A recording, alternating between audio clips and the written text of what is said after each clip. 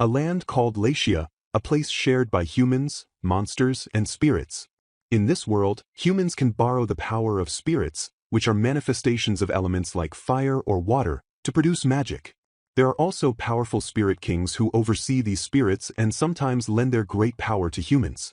This story is about one such girl who received a spirit king's blessing, a girl with long hair named Amelia Logan, who wishes everyone a good morning. The scene then shifts to a pair of hands opening a book titled, The Saint Beloved by the Prince. Inside the story, a girl with dark hair is shown crying as someone yells at her, calling Amelia a nuisance. This angry person scowls and questions why she acts so high and mighty just because she possesses the blessing of the Light Spirit King. The book's narrative explains that Amelia was just a commoner from a small town in Latia, but one day she discovered she was blessed by the Light Spirit King himself, and because of this, she was whisked away to an elite school for nobles.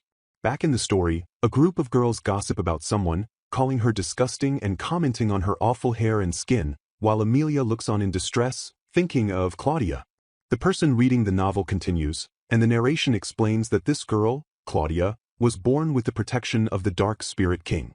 Her dark hair, black eyes, and brown skin are hallmarks of this protection and are rarely seen in Latia. The reader learns that for some reason, Claudia considers the heroine Amelia to be her enemy. The novel's plot unfolds, revealing that Amelia was eventually chosen to be the kingdom's saint and a symbol of peace. Claudia, however, was set to be part of a peacemaking political marriage with the hostile kingdom of Guardia. The reader continues as the book explains that the ceasefire with Guardia was broken, and the war resumed. This forced Claudia to fight on the front lines for her new kingdom, which ultimately left the heroine Amelia with no choice but to defeat Claudia to restore peace to Latia. The scene then reveals the person reading the novel is a young girl named Sakura, who is listening to her parents fight again. Her mother complains that taking care of the kid is her job, while her father yells back that he doesn't like the brat either. Sakura knows her parents never planned to have her and always resented her. She sadly thinks that she never asked them to give birth to her and that she'll try to stop their fighting. Her mother looks on, saying it's pretty tragic, just before her father slams something and yells about the meal, while her mother yells back to shut up. Sakura reflects that even the novel's villainess, Claudia, was always hated by everyone around her. Sakura stands at the top of the stairs and calls down, asking her parents to keep it down. As she stands on the landing, she thinks that she can somehow empathize with the hated Villainess. She walks downstairs and is horrified to see her father holding a bloody knife, and she asks what's going on. On the floor, she sees her mother lying in a pool of blood and whispers, "Mom?" Sakura is frozen in terror as her father turns to her, blaming her and saying it's all her fault. The next moment, she is falling, having been stabbed, and thinks about how much it hurts as she realizes she is dying. As her life fades, she reaches out her hand, reflecting that this is all her life amounted to. In a dark, starry void, Sakura's hand reaches out toward a tall, robed figure who calls her, "My beloved child." The figure explains that they have no name and wishes for her to bestow one upon them. She mentally offers the name Gerald, and the being accepts it as an excellent name, confirming she means him. Sakura then awakens with a start, finding herself a baby and wondering what's happening. The last thing she remembers is her dad stabbing her, and she wonders why she can't move properly. Two maids are looking down at her in her crib. One says the baby was born with the Dark Spirit King's protection. The other agrees, pointing out her dark hair, eyes, and skin, saying it's all so dark. The first maid says she's never seen anyone like her in Latia and feels sorry for the madam, who became bedridden from the shock of her birth. The baby, Sakura, is confused, wondering what is going on as she recognizes the words Latia and Dark Spirit King from the novel. Suddenly, the robed figure from her dream, Gerald, appears beside her crib. She's shocked, realizing it's the same guy, and tries to speak, but only baby sounds come out. She mentally asks, "Gerald?" and his voice fills her mind, confirming she is finally awake. He explains that she only needs to think of what she wants to say, as spirits can comprehend their master's thoughts. He praises her as a quick learner, calling this their telepathic bond that allows them to always talk. The baby's eye is shown in close-up as she mentally asks what he is. Gerald introduces himself as the Dark Spirit King. He explains that he found her beautiful soul in the abyss and decided to bestow his protection upon her. She asks what protection means, and he replies that he has granted his powers to her, calling her Claudia. He reminds her that she gave him his name, after all. Sakura, now Claudia, is confused, wondering who Claudia is and if that dream was real.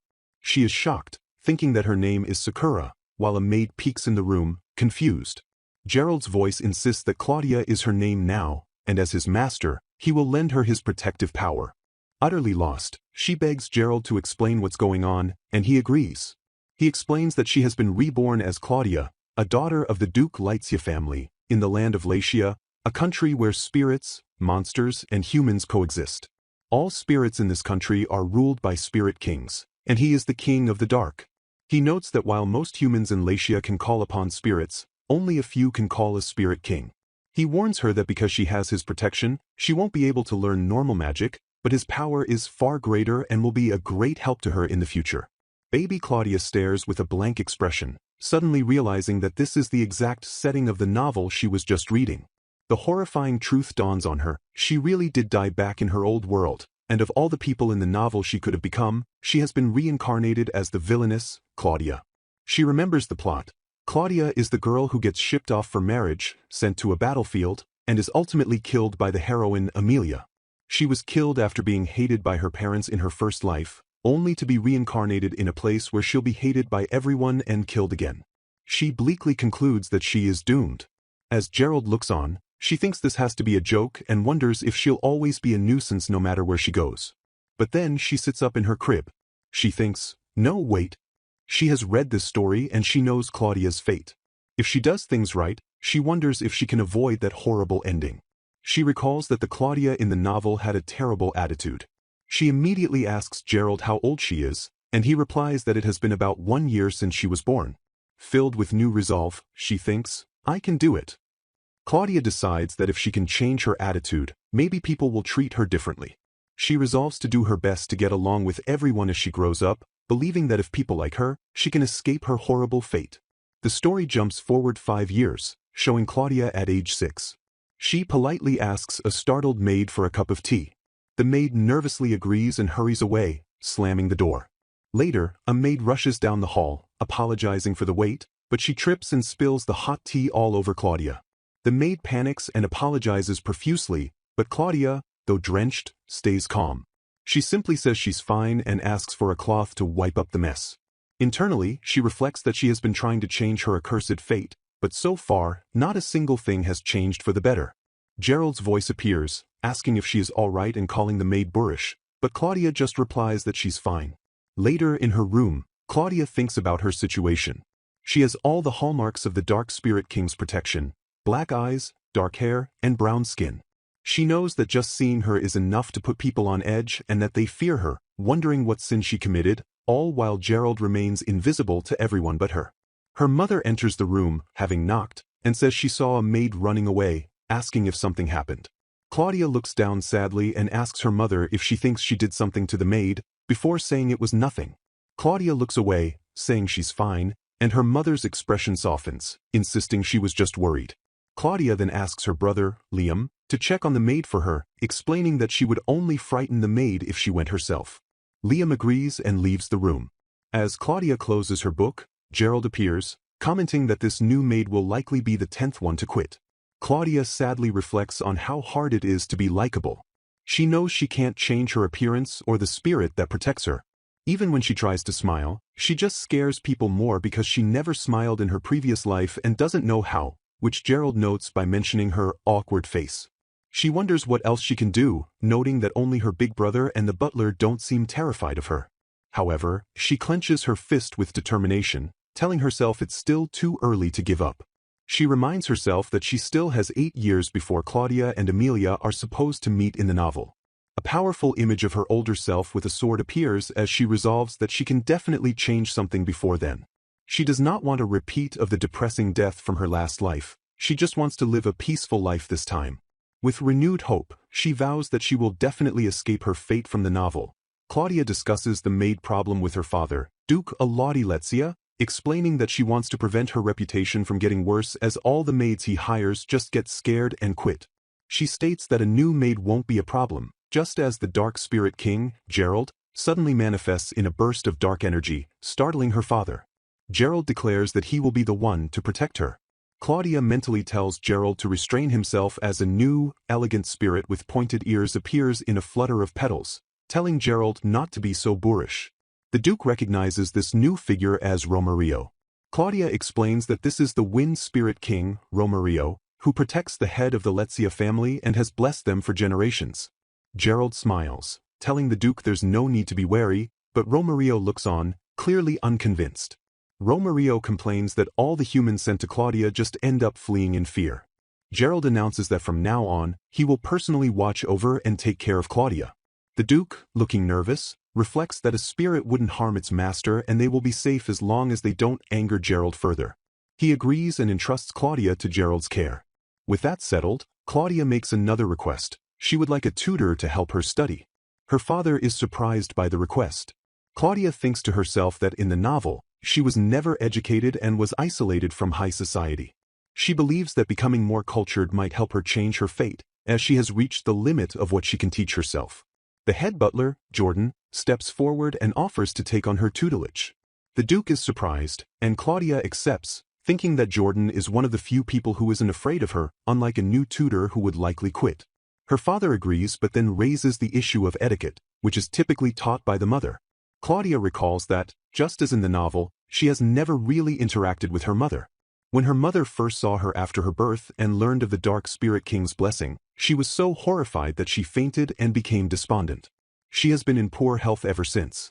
Her father says he will speak to his wife, Isana, noting it would be good for her to see Claudia at least once.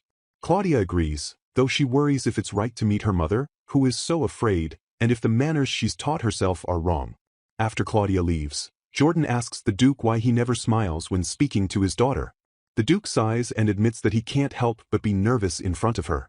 He confesses he is worried because if she ever felt the inclination, she is potentially capable of destroying the world. Jordan then mentions the emergence myth, and the Duke confirms this is what he's referring to. Jordan explains that this myth is why the fear of the Dark Spirit King is so deeply ingrained in Latia's people. The myth tells of a time long ago when a tyrant ruled the land. A hero blessed by the Dark Spirit King slew the tyrant and with his best friend, rebuilt the country. However, the people, and eventually even his best friend who became king, grew to fear the man's dark power. In his despair, the man sacrificed himself to curse the kingdom. The curse was broken by a woman blessed by the Light Spirit King, who became the country's savior, and the nation was renamed Latia in her honor. Jordan insists that despite this history, the young miss is a good person. The Duke sadly agrees, saying he knows that, but as her father, he struggles with how to face her. A few days later, Claudia has her etiquette lesson with her mother, Isana Letsia. She politely demonstrates her table manners, and her mother watches with a stunned expression. Claudia thinks that her mother is still afraid of her, which can't be helped given the shock of her birth. She finishes and asks how she did. Her nervous mother replies that it was quite amazing, and that she has nothing left to teach her. Claudia is moved, her mother looked her way and even complimented her, something she's sure never happened in the novel. She thanks her mother, feeling a small victory. Afterwards, she continues her studies with Jordan, determined to keep doing what she can, little by little. 4 years pass, and Claudia is now 10 years old. Her father enters her room to inform her they have received an invitation to the Queen's royal tea party. Claudia's first instinct is to decline, fearing she will cause chaos. However, her father explains that she must make her social debut eventually. He explains that while only the royal family currently knows about her dark protection, it is better for the other nobles to find out now rather than later. He assures her that her brother, Liam, will be there to help and that the Queen has also taken precautions to ensure things go smoothly. Claudia considers this. She knows it's a chance to make friends with other children her age and avoid her bad ending, even if she is scared to go. Resolving to prepare for the worst, she tells her father that she will attend the party. On the day of the tea party, Claudia rides nervously in a carriage, thinking about how it's her first time not only attending a party but even leaving the house. Her brother, Liam, tells her she looks really pretty, a compliment she's never heard before that makes her genuinely happy. When they arrive, however, the other children immediately start whispering, pointing her out as Duke Letsia's daughter and calling her creepy. Claudia wonders if they think she's deaf, while her protective spirit, Gerald, angrily suggests they kill them all, forcing her to mentally tell him to stop. She feels nerve-wracked being stared at by so many children her age and assumes the Queen must have warned them about her Dark Spirit King protection in advance. She begins to regret coming at all. Just then, Liam asks if she is okay as a beautiful woman. Queen Agnes of Latia approaches them, The queen welcomes them warmly, saying she is glad they could make it. Liam and Claudia formally introduce themselves, and Claudia is impressed that the queen, befitting royalty, doesn't even blink at her appearance.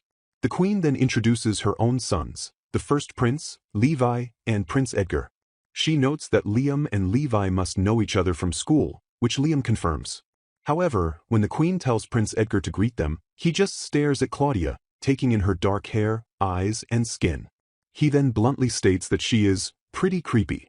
The queen is mortified and yells at Edgar to apologize, but he just turns his head away with a thumph.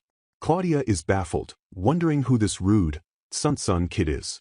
She recalls from the novel she read in her past life that Prince Edgar is supposed to be the charming main hero who gets engaged to the heroine Amelia, and she wonders if his character was always like this.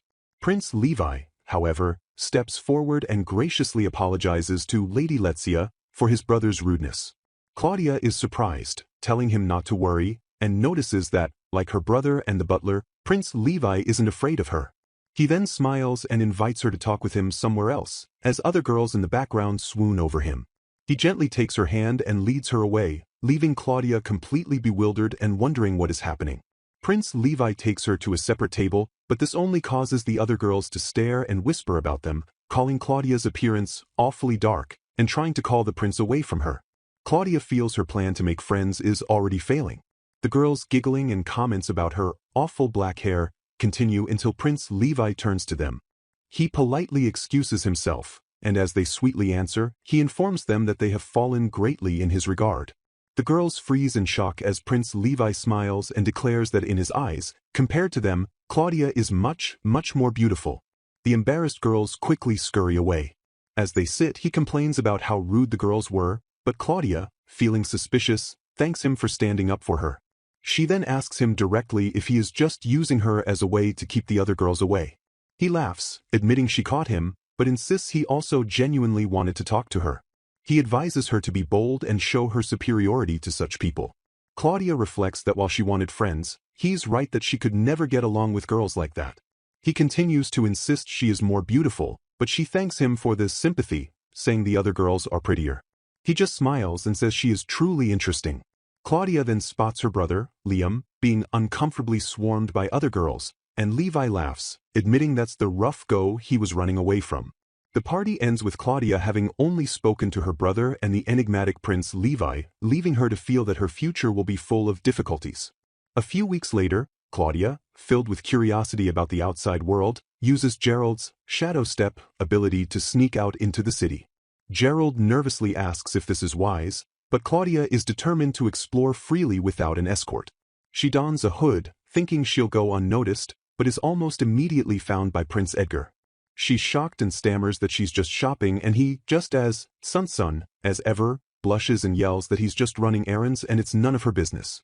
Their argument is cut short by a girl's scream.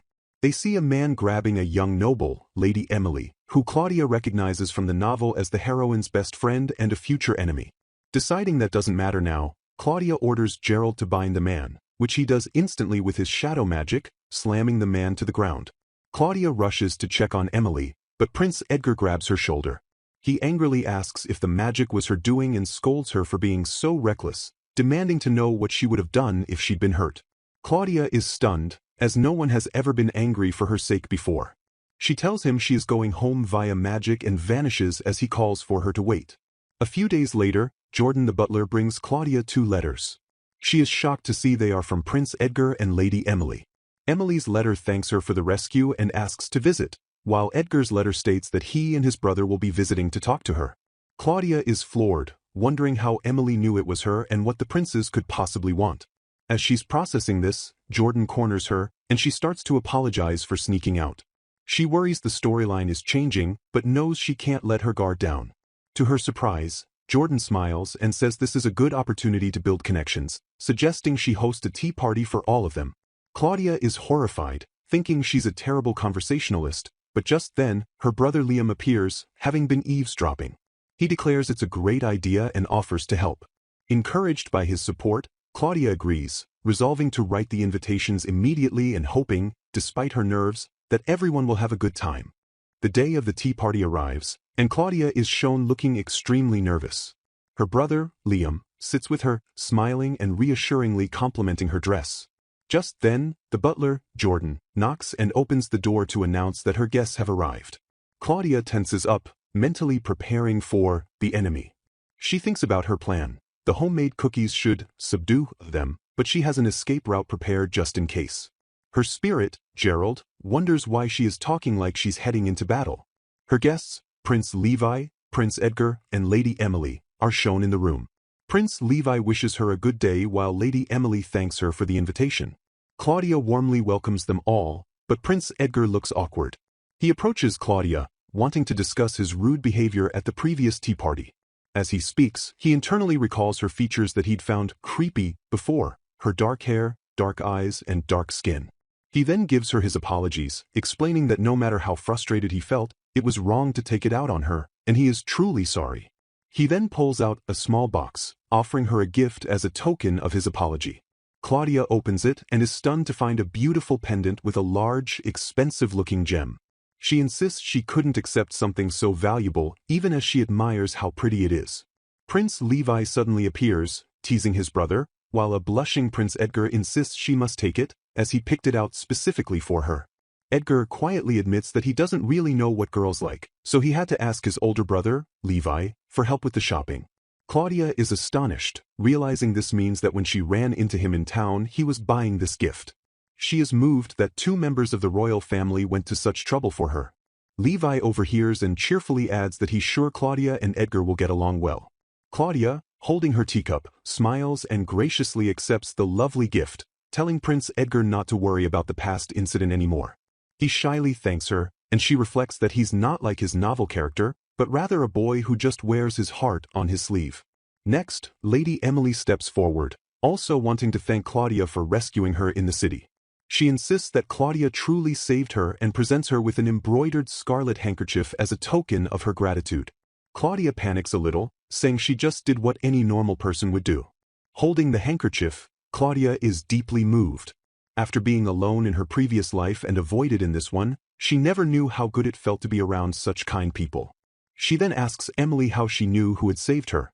Prince Levi speaks up, explaining that he had been nearby helping Edgar choose her gift at the time. After Claudia vanished, he escorted Lady Emily to the guard station. Since Emily wanted to know her savior's identity, he told her it was Claudia. Claudia understands, realizing that's how the mystery was solved. Levi also assures her that he kept her use of the Dark Spirit King's magic a secret from the knights. He smiles, impressed that she isn't even a little flustered. As he speaks, Emily shyly approaches Claudia with a question. Emily asks Claudia if she will be her friend. Claudia is visibly stunned. She immediately warns Emily that she has the Dark Spirit King's blessing, a power so feared that her own parents avoid her. She cautions that associating with her could cause Emily to be ostracized too. Emily boldly declares that it doesn't matter at all and that she wouldn't want anyone who would discriminate against Claudia in her life anyway. She asks Claudia if she has ever hurt anyone or plotted to destroy the world. Emily explains that in the myth, the power wasn't evil, but the man who used it to hurt people was. Claudia, she says, did the opposite and used her power to save her, which is precisely why she wants to be friends. Claudia is touched, realizing Emily saw her true self. She happily accepts if Emily will have her. They are both delighted, and Emily asks to be called by her first name, with Claudia asking for the same. Prince Levi then chimes in, asking Claudia to call him by his first name as well. Claudia immediately refuses because he is a prince, and her brother, Liam, steps in, protectively telling Levi to stop messing with his sister. Claudia reflects on this new group of friends, the eldest prince, the heroine's future fiancé, the heroine's best friend, and herself, the Villainess. She knows that in the original novel, these people would never have gathered like this. While she's unsure what will happen when the heroine appears, she feels that for now, things are moving in the right direction.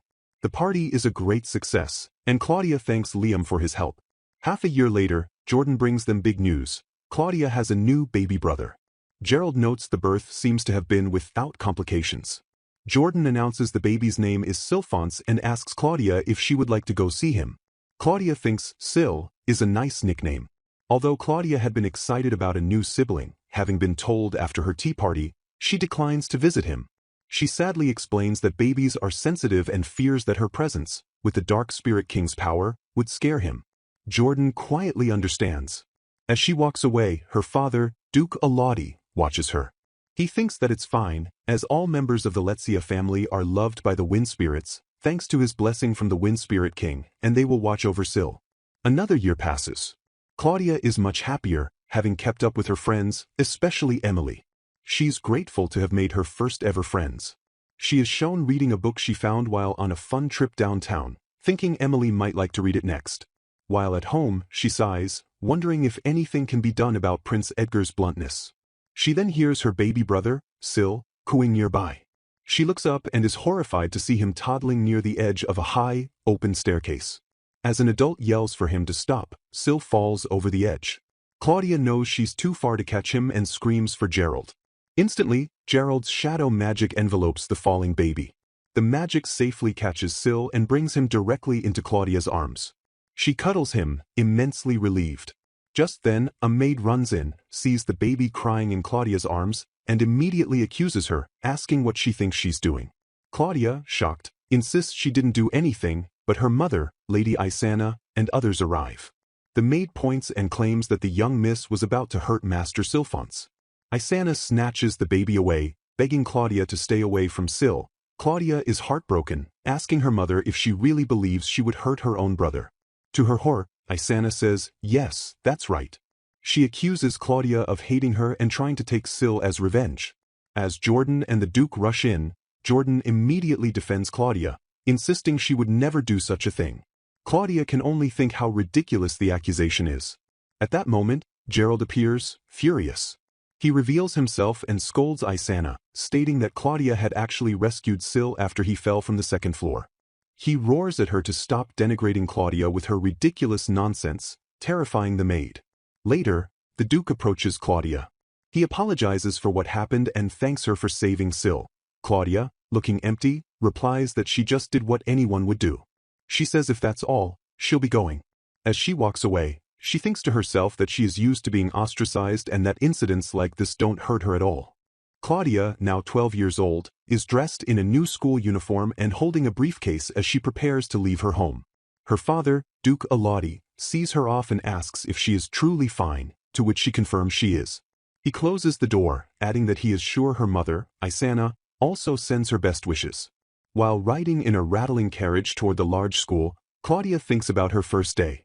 She is nervous about navigating life among other people, but she comforts herself with the knowledge that her friends Emily and Prince Edgar are in her year, and her brother Liam and Prince Levi are seniors at the same school.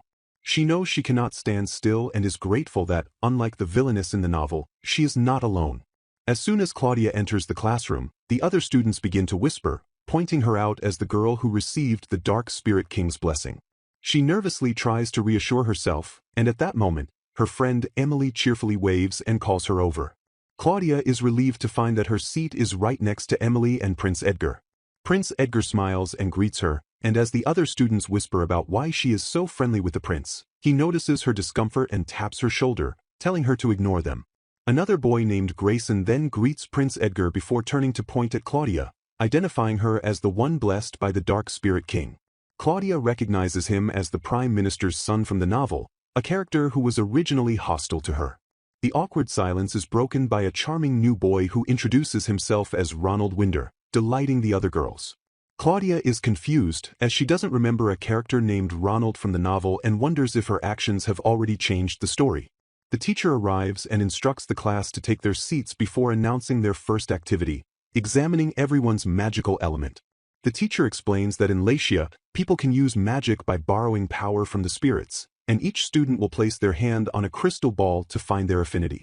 Claudia watches as her classmates go one by one, noting that Emily has water magic and Prince Edgar has fire. When the teacher calls Miss Letsia, Claudia steps forward. The moment her hand approaches the crystal, it erupts with a massive, dark power, shattering the ball and causing the other students to scream in terror. The teacher quickly claps to regain order and moves to the next student. Claudia, though saddened by their fear, resolves to do her best to get on good terms with her classmates to change her future. 1 week later, the class is in the forest for an orienteering exercise. The teacher explains that spirits are abundant in nature, and this activity will help the students develop their magical powers while also deepening their bonds. As they walk, a girl named Lily slips on the uneven path. Grayson rushes to her side, and it's revealed that she is his fiancée. The students are divided into teams, and Emily is excited to be grouped with Claudia. Grayson, however, loudly complains that being on a team with the girl blessed by the Dark Spirit King is the worst. Lily warns him that Claudia can hear, and Emily laughingly tells him he can go home if he's so offended. This creates a very awkward atmosphere. Ronald, who is also on their team, tries to change the subject by cheerfully commenting on the great weather. Grayson glares and mutters that it's overcast, making the mood even worse. The group's task is to collect various herbs and reach the goal by nightfall, which is difficult as the herbs are hard to find. As they walk, Lily stumbles and falls again. Emily, holding the map, impatiently tells her to get up, but Claudia calmly intervenes, telling Emily not to rush her. Just as Lily thanks Claudia, a loud roar echoes through the forest. The group is terrified, and Grayson panics, insisting the teacher said there were no monsters in the forest. Ronald gravely says the sound was from something much bigger. Terrified, Lily announces she's going back and runs off. Grayson immediately chases after her. Emily starts to follow them, but Ronald grabs her arm, telling her to calm down and that panicking is the most dangerous thing they can do. Emily looks at her map and realizes the goal is close. She suggests she and Claudia should go report to the teacher. Claudia agrees, and Ronald volunteers to go find Grayson and Lily. Emily asks Claudia if she will be safe, and Claudia reassures her, saying she has Gerald with her. Ronald, however, corrects the plan, stating he will accompany Claudia, boasting that he can hold his own. Emily agrees, says she's counting on them, and runs off toward the goal. As Claudia and Ronald run, he comments that she is too soft for wanting to save a selfish girl like Lily. Claudia replies that she could never abandon her. They suddenly hear another scream and run toward the sound, praying their classmates are safe. They burst into a clearing to find Grayson and Lily cowering in terror before a massive, roaring monster. Claudia, Ronald, Grayson, and Lily are frozen in shock as they face a menacing monster in the forest. Claudia quickly tells Grayson to take Lily and hide, as she doesn't want them to get in the way. Lily worriedly asks what Claudia will do, but Claudia reassures her that with Gerald's help, she will be fine, and urges them to hurry. As she prepares for battle, she tells Ronald to escape as well. To her surprise, Ronald states that he will stay and lend her a hand. He reasons that he cannot leave a lady to fight alone. He also points out that while the Dark Spirit King is powerful, Claudia herself cannot use magic, a fact she knows is the disadvantage of her protection. As the monster charges at them, Claudia calls out to Gerald. Her spirit protector immediately appears, promising to protect her without fail. The beast growls and lunges, and Claudia commands Gerald to ensnare it. Dark shadows erupt from the ground, surrounding the monster and tightening to bind it, causing the creature to creak and struggle.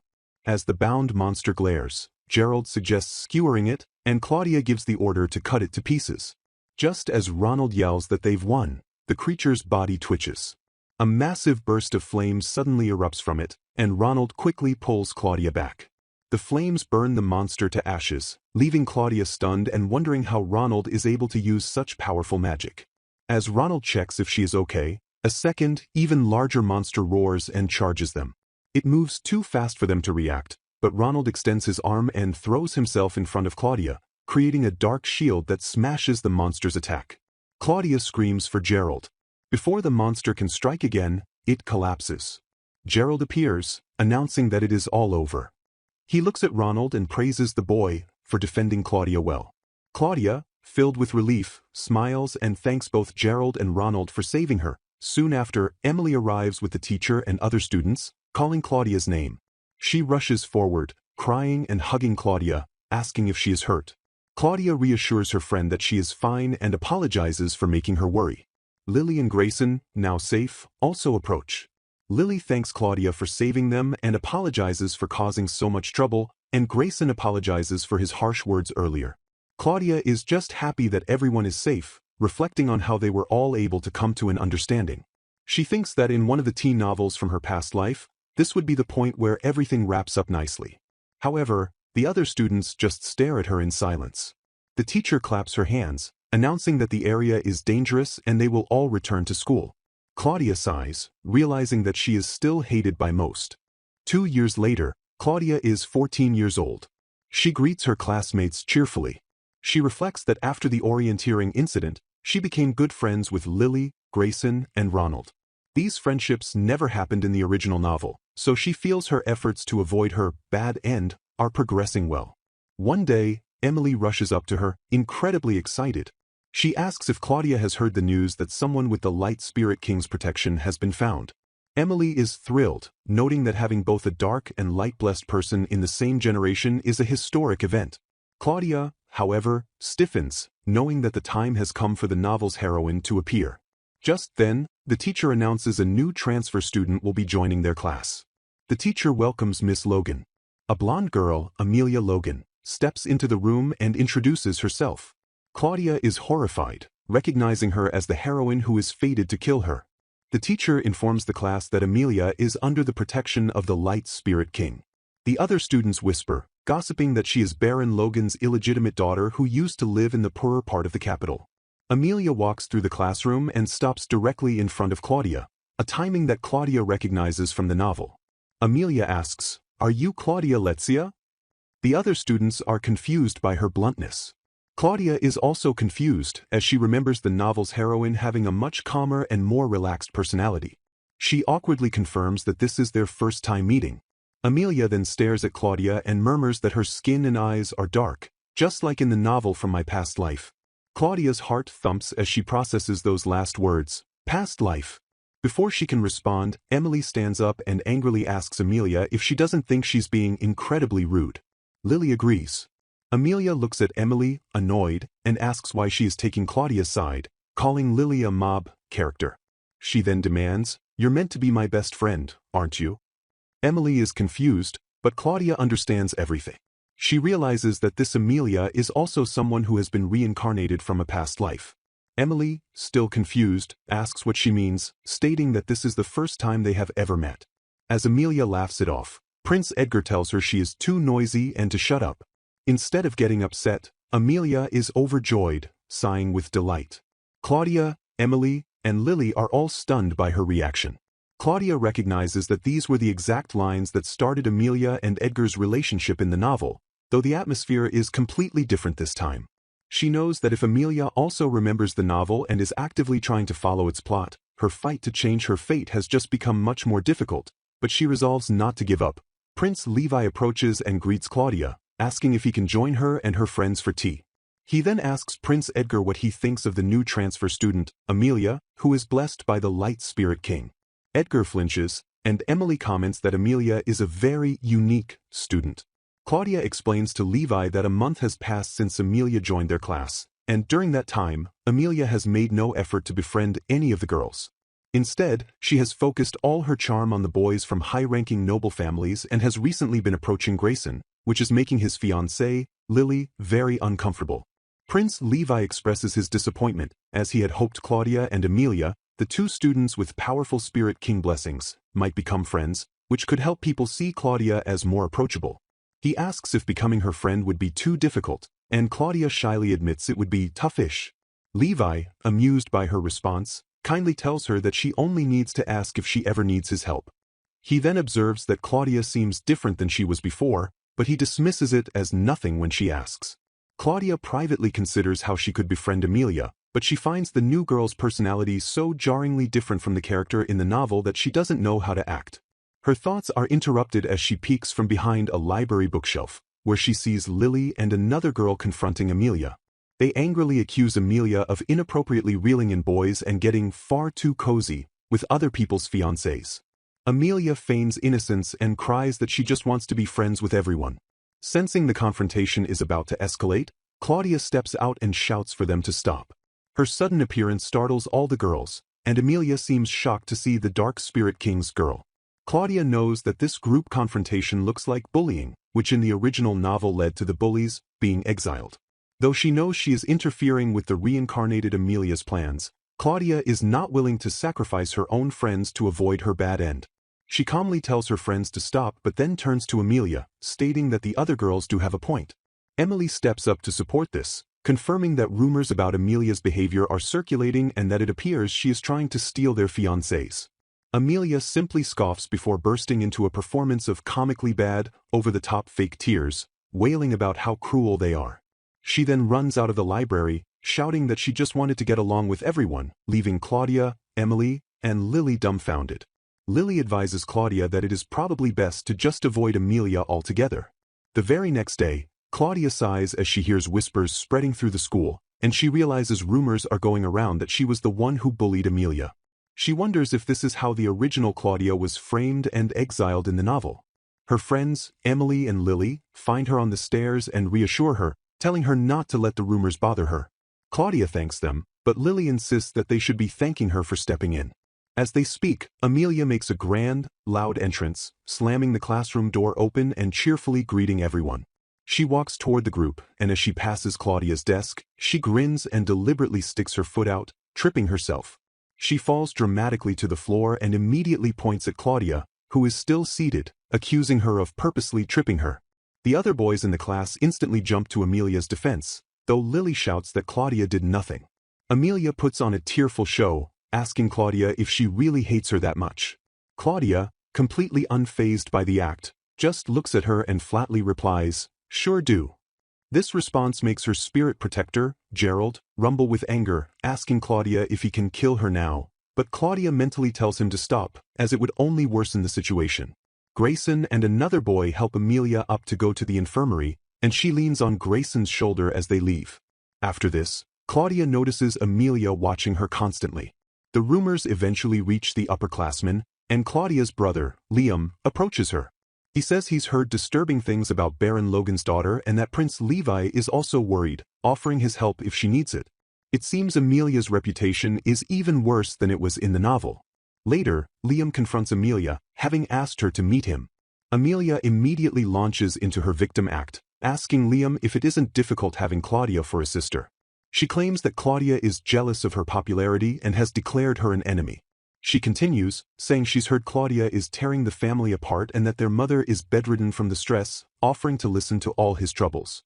Claudia, who was watching with Lily, steps out and interrupts, saying that there are far more bad rumors about Amelia than about her. Liam, his face cold, turns to a shocked Amelia and tells her to be gone.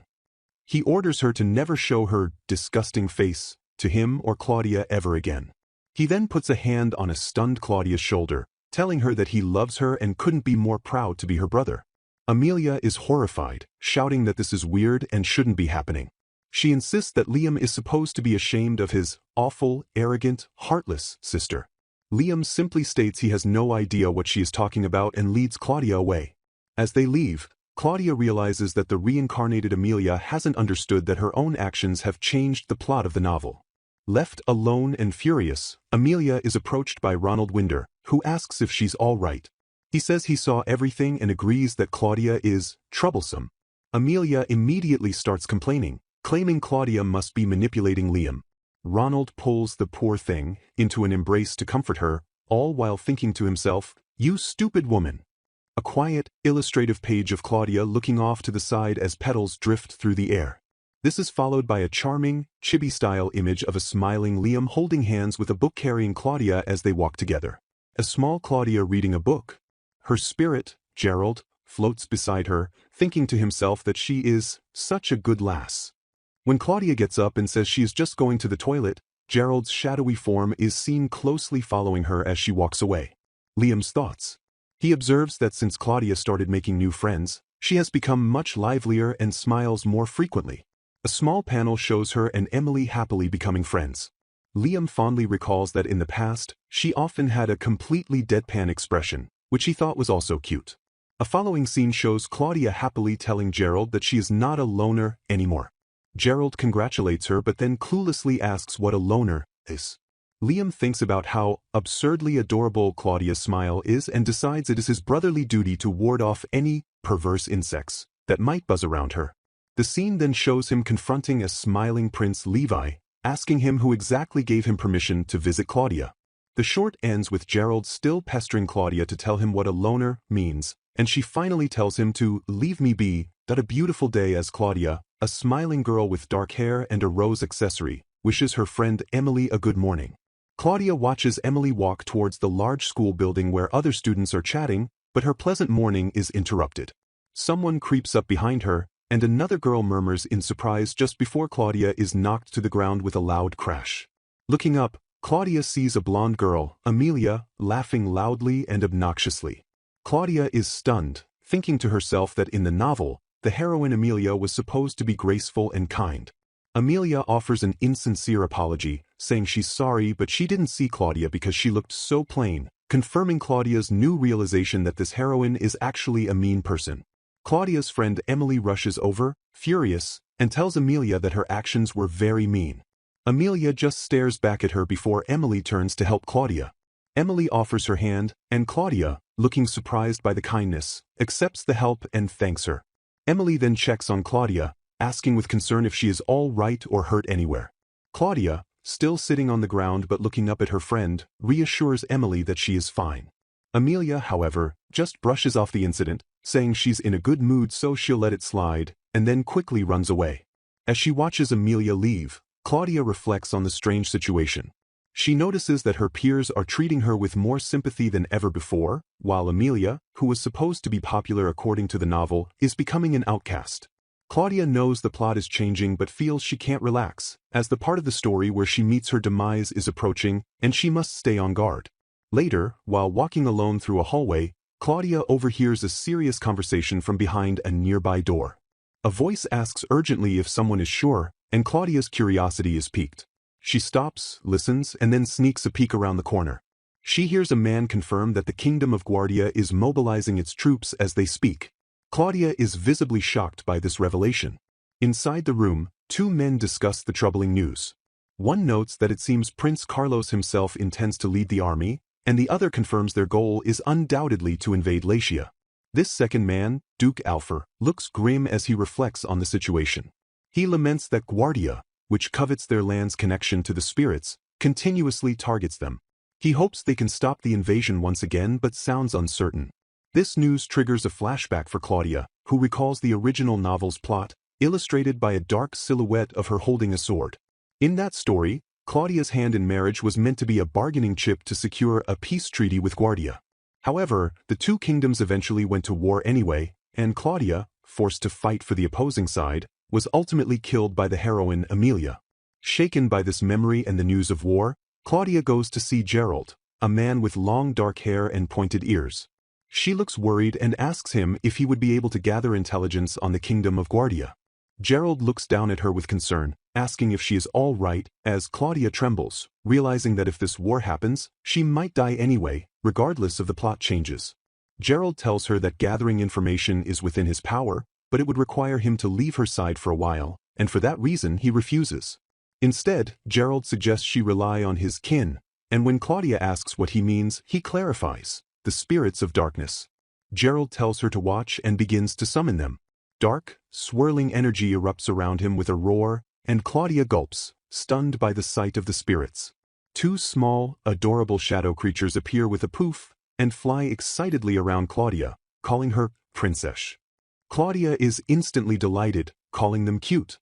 Gerald explains that these spirits can easily gather information by hiding in shadows. He warns her, however, that they cannot understand complex dialogues and may also have trouble entering the Kingdom of Guardia. Claudia immediately has an idea and says it's fine if they can't leave the country. She asks Gerald if it would be possible for the spirits to enter the Duke's shadow instead. She wants them to listen and relay anything the Duke says about the Kingdom of Guardia. Gerald turns to the spirits and asks if they heard her, and the little creatures float in the air, declaring they will grant the princess's wishes and hopes. Claudia thanks Gerald, who replies that such a task is a mere trifle. The spirits fly off, and Claudia watches from the window, feeling calmer now that she has a way to stay informed of the country's plans. The very next day, a commotion is heard as someone announces the Duke's arrival. Claudia is sitting comfortably on a sofa with Gerald, who is surrounded by his shadow kin. He informs her that the Duke is attending an emergency council meeting. Claudia, taking a sip of tea, asks if he can hear what is happening. Gerald confirms that it should be audible through the spirit kin he attached to the Duke. One of the spirits is shown flying near the council room, and through it, Claudia and Gerald hear the Duke's voice announcing the start of the session. The scene shows the full council, a group of officials seated at a long table with the king at its head. The king begins the meeting, stating it concerns the Kingdom of Guardia. The council members erupt in anger. One shouts that they just signed a peace treaty last year, while another complains that Guardia prides itself on breaking deals and that these bastards never change. The king continues, reminding them of Guardia's many past invasion attempts and revealing the new intelligence. Guardia is preparing for war again, this time led personally by Prince Carlos. At this, Prime Minister Duke Alpha addresses the king, stating grimly that no matter how many times they are driven back, Guardia will always keep crawling back. Duke Alpha, identified as Grayson's father, then offers a cold-hearted solution with a smirk. He declares they must ensure Guardia never considers war an option ever again by completely pulverizing them. The king acknowledges the Duke's view but sets a firm condition: the conflict must only be a clash between armies. He insists he has no intention of allowing any civilians, either their own or Guardia's, to be caught in the crossfire. A young blonde man, Liam, speaks up, agreeing completely with the king's desire to protect civilians. He then says he has a single suggestion to offer that end. The king looks skeptical, asking if it's truly possible to deal massive damage to the enemy's military without harming any innocents. Duke Alpha grins and confirms that it is, because their kingdom currently possesses two precious miracles. With a slam of his hand on the table, Duke Alpha names them: Lady Claudia Letzia and Lady Amelia Logan. The council members are excited by this excellent idea, recognizing that these are the two people protected by the spirit kings of darkness and light, respectively. Duke Alpha argues that by using them, the war can be settled with ease. Liam, however, is horrified. He jumps up, shouting and asking his father, the Duke, how he can just let this happen. Duke Alpha coldly orders his son to sit down. Liam obeys but continues to argue, stating he is against the plan. He insists that, regardless of their powers, the priority should be finding a way to avoid war in the first place. The king silences Liam, but then surprisingly agrees with his sentiment. He states that just because Claudia and Amelia have unique abilities does not mean he is willing to send children to war. However, another council member stands to object. He concurs with Duke Alpha, suggesting that while he understands the hesitation to send Amelia, who might one day become the kingdom's saint, they could instead send Claudia, the one protected by the Dark Spirit King. A woman on the council stands up, furious at the suggestion. She asks if he is saying it doesn't matter what happens to Claudia and demands to know what he plans to do about the Dark Spirit King's wrath if Claudia loses her life. The man with glasses dismisses her concern, saying they would just take precautions. Another member murmurs how dreadful that sounds, recalling that the Dark Spirit King and its bearer nearly destroyed the world in the past. Liam interrupts, telling them not to misunderstand. He clarifies that the past destruction only happened because the people betrayed their own hero, and it was their ancestors who sowed the seeds of their own fate. Looking up with determination, Liam declares that they have absolutely no reason to avoid or ostracize Claudia. As he says this, he thinks of Claudia's name. Back in her room, Claudia has heard everything through the spirits. She is in total shock, trying to process what this means. She realizes that if she is not going to be married off for peace, they are seriously considering sending her to war instead. This new, terrifying possibility dawns on her. Before Amelia ever has a chance to kill her as the novel predicted, she might just die on the battlefield. As Gerald looks on with concern, Claudia stands by the window, distressed, wondering what she should do now. A close-up of Claudia's shocked expression, as she inwardly questions the Duke's actions and fully absorbs the horrifying realization that they are planning to send her to war. The scene returns to the council meeting where Lottie, a woman with blonde hair, shouts at her father in protest, while Liam, standing beside her, can only look on in stunned disbelief, wondering why this is happening. The Duke, however, sits calmly in his high-backed chair, stating that he will leave the final decision to his daughter. The king, with a grim expression, challenges the Duke, asking if he truly understands the ramifications of his words, as his daughter could very well end up fighting for her life on the battlefield. A split panel shows the Duke's stern profile as he affirms that he is, of course, well aware of the risks, set against the terrified profile of Claudia, who is listening in from far away. A separate panel emphasizes Claudia's fear, showing her legs shaking. Duke Alpha, however, is thrilled by the Duke's stance, pumping his fist and calling the development splendid, suggesting they immediately make a plan to send the girls away. This earns him a sharp, angry glare from Liam, who thinks that Alpha runs his mouth too much. The king, seated on his throne, calls for silence, declaring that they cannot decide on a course of action today. He explains that they must first ascertain the intentions of both Claudia and Amelia, a proposal he trusts they all agree on. With that, he concludes the meeting. As the council members begin to bustle and leave the room, the king calls for Elodie and Liam to stay behind. Liam, looking distressed, immediately tries to protest, calling out for the king to wait and rethink his decision. Aladi, however, sharply cuts him off, telling him to drop it, which leaves Liam looking shocked and hurt. Once they are alone, Aladi passionately defends Claudia, asking what Claudia or even Gerald have ever done to deserve this treatment. She insists that Claudia has never hurt anyone and has nothing to do with the ancient hero who nearly destroyed the country. As Liam listens with his head bowed, Aladi laments that everyone talks about Claudia as if she's committed some terrible crime. Aladi then confronts the Duke, accusingly stating that the ones who really hurt people are him and her mother. Later, in a different hallway, Aladi speaks with the Queen, who asks her what she meant by that. Aladi asks if it's true that the Duke, her father, is doing all of this for Claudia's sake. The Queen explains the Duke's reasoning, saying that at this point, war with Guardia is impossible to avoid, as their violation of the Armistice Treaty cannot be overlooked. However, the Duke believes that with Claudia's power, the war could be ended in an instant. If she succeeds in saving others from sacrificing their lives, she will be seen as a hero. The Queen concludes, against the backdrop of a smoking, war-torn building, that after such a victory, not many people would be foolish enough to continue scorning her. The Queen further explains that she assumes the Duke was also thinking that if he himself goes to the battlefield, he would be able to protect Claudia, even just a little bit. Aladi is furious at this, yelling about what a half-hearted and terrible approach that is. She declares that this is why Claudia has never once called the Duke father. Back in her room, Claudia, having overheard this, looks conflicted. She admits she understands the reasoning but is now so confused she no longer knows what she should do. Several days later, Claudia walks alone down a long, ornate hallway in the royal palace, flanked by armored guards. She notes that His Majesty has summoned her personally and correctly assumes it must be to ask her if she is willing to go to war, just as she overheard in the meeting. Despite the gravity of the situation, she looks around in awe, thinking the palace is so pretty it feels like a dream. Her walk is interrupted as she is told to stop, and she finds herself face to face with Amelia, who is also there with her parents and laughing obnoxiously. Claudia, accompanied by Gerald, watches as Amelia's jaw drops in shock, and Claudia herself is just as surprised to see her. Amelia recovers first and loudly shouts, demanding to know why Claudia is there.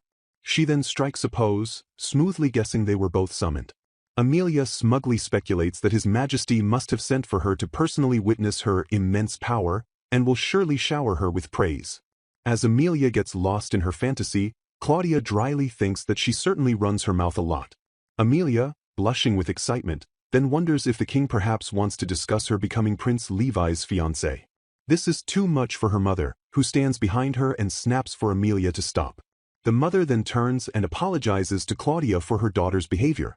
Claudia, thinking that Amelia's mother seems like a good person, dismisses the apology and turns, stating that they should get going as it's not a good idea to keep His Majesty waiting. As they walk, Claudia leans in and whispers to Amelia, wickedly suggesting that with this timing, she must have been called because they plan to marry her off to the kingdom of Guardia. She mockingly tells Amelia to have fun with the time she has left. This stops a shocked Amelia in her tracks, her obnoxious laugh still echoing. Amelia's parents, walking behind them, are horrified by the implication. Her father stammers, and her mother cries out, questioning if they are sending her daughter to the battlefield and saying that it can't be true. Amelia, now genuinely worried, whispers to herself that this is weird. She thinks that she isn't supposed to go to battle until the end of the novel, and even then only to defeat Claudia. They arrive in the throne room, where the king is seated. He explains that he summoned them to ask if they will go to war of their own volition, making it clear that this is a request, not an order. While Amelia's mother starts to object, Amelia herself shouts that of course there is no way she will go.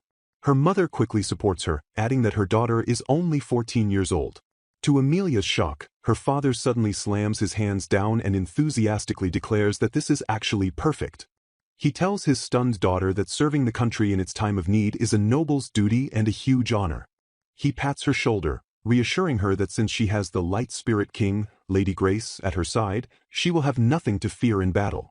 A confused Amelia can only mutter for him to wait. Claudia and her shadow spirits observe this exchange. One spirit wonders why Amelia's father would be so enthusiastic, and the other correctly deduces that he must see this as an opportunity to form a connection with the royal family. Claudia quietly acknowledges that she understands. Suddenly, a loud banging and shouting comes from the hallway. A guard is heard pleading for Your Highness to wait, while another voice shouts to be let go. The door bursts open, showing Amelia struggling with a guard. Prince Levi then storms into the room, looking angry. He declares that, just as he said before, he is strongly against all of this. He stands between the two girls, arguing that he cannot just sit by and let them take advantage of young girls and use them as tools of war, regardless of whether they have blessings or not. Claudia looks at him, recognizing him as Prince Levi. Amelia, however, completely misinterprets his grand entrance. She points at him, swooning over how great it is to be the heroine. She wonders if His Highness has already fallen for her so much that he came to stop this for her sake. Deciding this isn't how the story is supposed to go, she clenches her fist and declares she definitely will not go. Amelia's mother quickly joins the protest, saying she is also against it. She argues that no matter how much faith they place in Lady Grace, there's no way to assure her daughter's safety, and she doesn't know what she would do if she lost her life. Her husband just sighs, and she turns to him, asking if he doesn't feel the same way. Amelia interrupts them all, shouting that it's fine to just send Claudia, since, she claims, Claudia was supposed to be married off to Guardia to settle things anyway. This strange comment makes Elodie, who is standing nearby, wonder what story Amelia is talking about. The king, looking tired, sighs and asks for calm. He reiterates that the decision rests entirely with the girls. Since Amelia has made her intentions clear, that matter is settled. He then turns his full attention to Claudia, who stands before the throne, and asks what she thinks. Claudia is conflicted, thinking that while the number of people sympathetic to her has grown, she is still unsure what to do. She weighs her options, knowing she still carries the stigma of the Dark Spirit King. If she refuses, her critics might use it to tear her down, claiming she doesn't care about the country's safety. On the other hand, Alpha and the Duke might be right. If she uses Gerald's power, there is a chance she could heavily reduce casualties on both sides. As she struggles, Gerald quietly says her name. Prince Levi speaks to her directly, earnestly telling her that it is fine to refuse, and in fact, he wants her to refuse. He pleads with her, saying that even with Lord Gerald by her side, there is no telling what could happen on a battlefield. Claudia looks down, a tear in her eye, and whispers, "Even so." She admits to herself that she is scared, but she also feels that if she goes, she might be able to help. Levi continues gently, telling her she is not a tool, but just an ordinary girl, and that he is worried about her. Claudia looks up at him and performs a small curtsy, thanking him very much. Levi just says her name, as Claudia looks up with new, shining determination. She makes her decision, announcing, "I'll go," because this is something that only she can do. Claudia then turns to Gerald and calls his name. She declares that this is no longer about avoiding a bad end, she is doing this to protect all the people she holds dear. She vows that if it has come to war, she will end it in one fell swoop and will make sure that nobody on either side has to lose their life. Gerald floats before her with a smile, bowing as he says, "As you wish." He promises to lend her all of his strength, and Claudia thanks him. Duke Alpha, seeing this, is delighted and shouts for them to begin planning straight away. 1 month later, the day of the battle finally arrives. Claudia reflects on her situation, thinking that even though this specific battle didn't happen in the novel, it doesn't guarantee she won't meet her fated demise during the war. As she stands nervously, she tries to reassure herself that she can do this. Gerald appears by her side, telling her to be at ease because he will remain with her and that she is not fighting alone. Claudia looks at him and gratefully thanks him. The Duke, Claudia's father, stands beside her, noting that her hair is tied back for combat, and tells her that it is time. They look down from a ridge at the enemy soldiers marching below. Claudia reminds herself to focus on the plan, which is to halt the enemy's advance without causing any bloodshed. With a determined expression, Claudia tells Gerald that she is counting on him. Gerald, surrounded by his small shadow kin, accepts her wish and commands his spirits to go forth and seal the movement of everyone who dares to stand before Claudia. Dark, shadowy tendrils immediately erupt from the ground with a roar, twisting around the advancing soldiers. The soldiers cry out in terror and confusion, wondering what is happening as their bodies are bound. From the ridge, Claudia asks Gerald if he can locate the enemy camp, and he confirms his kin have already found it. The Duke then raises his sword, ordering his own cheering soldiers to take the subdued enemies captive, while he and Claudia proceed to the enemy base. Inside the enemy camp, a commander sweats and grits his teeth in panic. A soldier stammers that their forces were all ensnared at the same time by some strange power, while another bursts in shouting that the army was wiped out before even breaching the lines. The commander is horrified, wondering how he can explain this loss to Prince Carlos, who had personally entrusted him with the battle. Just then, Claudia's voice tells him he doesn't need to worry about that. Claudia, Gerald, and the Duke burst into the tent. The enemy soldiers are shocked, asking who they are.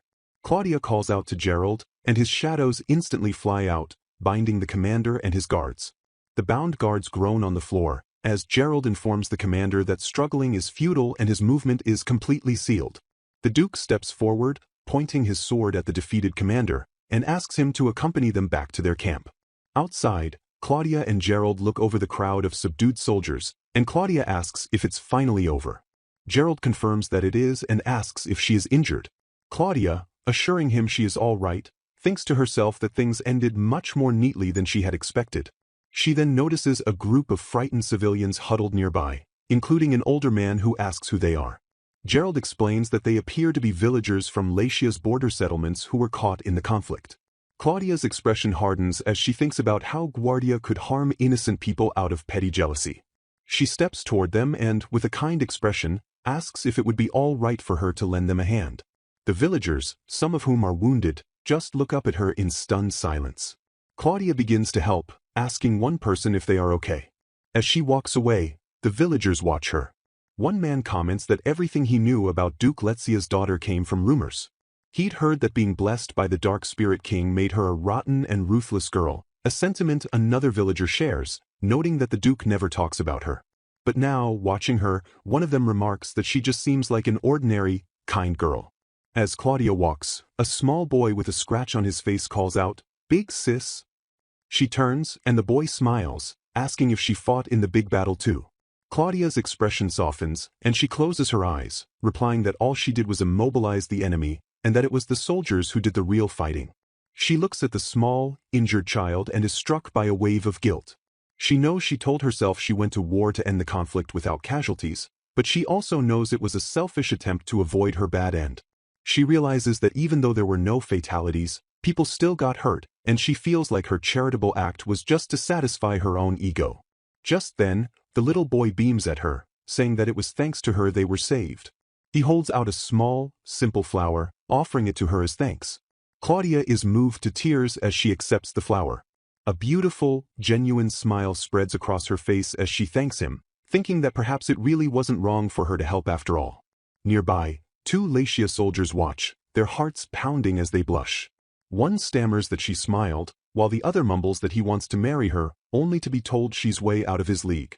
The first soldier just thinks that her smile is simply unfair. When Claudia returns home, stepping out of her carriage, she is immediately greeted by her friends. Emily, Prince Levi, Liam, Elodie, and Grayson are all there waiting for her. Emily runs forward, welcoming her home and crashing into her with a tearful hug. Emily cries that she was incredibly worried. Claudia, overwhelmed and blushing, closes her eyes and agrees, thinking she is also glad that Emily is safe. Prince Levi then steps forward and bows deeply, apologizing on behalf of the entire country for putting her in harm's way. He then looks up, adding that he is truly glad she is home safe. Claudia thanks him for his kind words. She reflects on the battle, admitting to herself that she was afraid, but she is glad she survived and got through it. More than that, however, she smiles, feeling truly glad that she was able to protect everyone. Amelia is seen stomping her feet in anger, furious that Claudia has returned safely from the battle. Amelia shouts, wondering what is going on and how this is possible, as she insists that Claudia was supposed to die on the battlefield. As she pants in rage, Grayson grabs her arm and asks her how she can be so sure about that. He pulls her close, reminding her that Claudia is protected by the Dark Spirit King and it's hard to believe she would die so easily. Amelia looks away, explaining that she knows all this because she has memories from a previous life, and this world is actually from a novel she read before. Amelia then recalls the original plot of that novel. In that story she, Amelia, was the well-liked heroine and saintess, celebrated as the kingdom's savior. Claudia, however, was the despicable villainess who was hated by everyone. In the end, the novel's Claudia was used as a political pawn, married off to the kingdom of Guardia, and ultimately died on the battlefield. Amelia grits her teeth, thinking that somehow, not only did this world's Claudia return safely, but she is now being praised as a war hero. She shoves Grayson away, convinced that something is definitely wrong. Grayson gently tells her that it's not too late to correct the plot's course. He explains that soon, the royal palace will host a banquet to celebrate the victory over Guardia. He points out that all of the country's most important nobles will be gathered there, and this is the perfect opportunity. All Emilia needs to do, he says, is tell everyone there how despicable Claudia's true nature is. He assures her that once they hear the truth, their eyes will be opened. Emilia is thrilled by this, grabbing Grayson and agreeing that it's a great idea. Grayson smiles, certain it will end favorably, as Emilia now has a dark, determined look, thinking, "Just you wait, Claudia."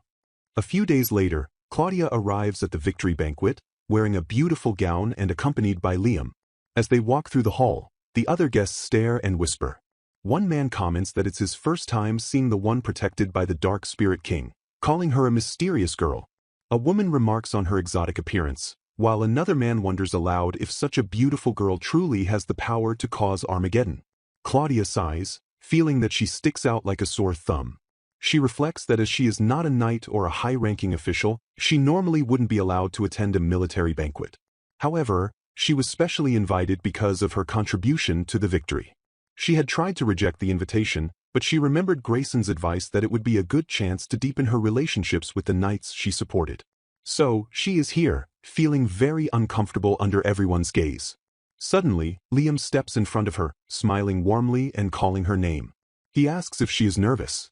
Claudia is surprised, and just then, Elodie also appears, smiling and telling Claudia not to worry because she and Prince Levi are both there for her. As Claudia sees Prince Levi, she blushes unexpectedly. Her heart pounds and she wonders why it just skipped a beat. Liam notices her expression and asks what's wrong, but Claudia quickly stammers that it's nothing. At that moment, Grayson walks up, greeting Claudia and Liam. He tells Claudia that the soldiers she helped are all here and are waiting to thank her. As they begin to walk, a loud voice shouts for everyone to stop and not be deceived. It is Emilia, who points directly at Claudia. She yells that Claudia has the protection of the Dark Spirit King, who will destroy the kingdom.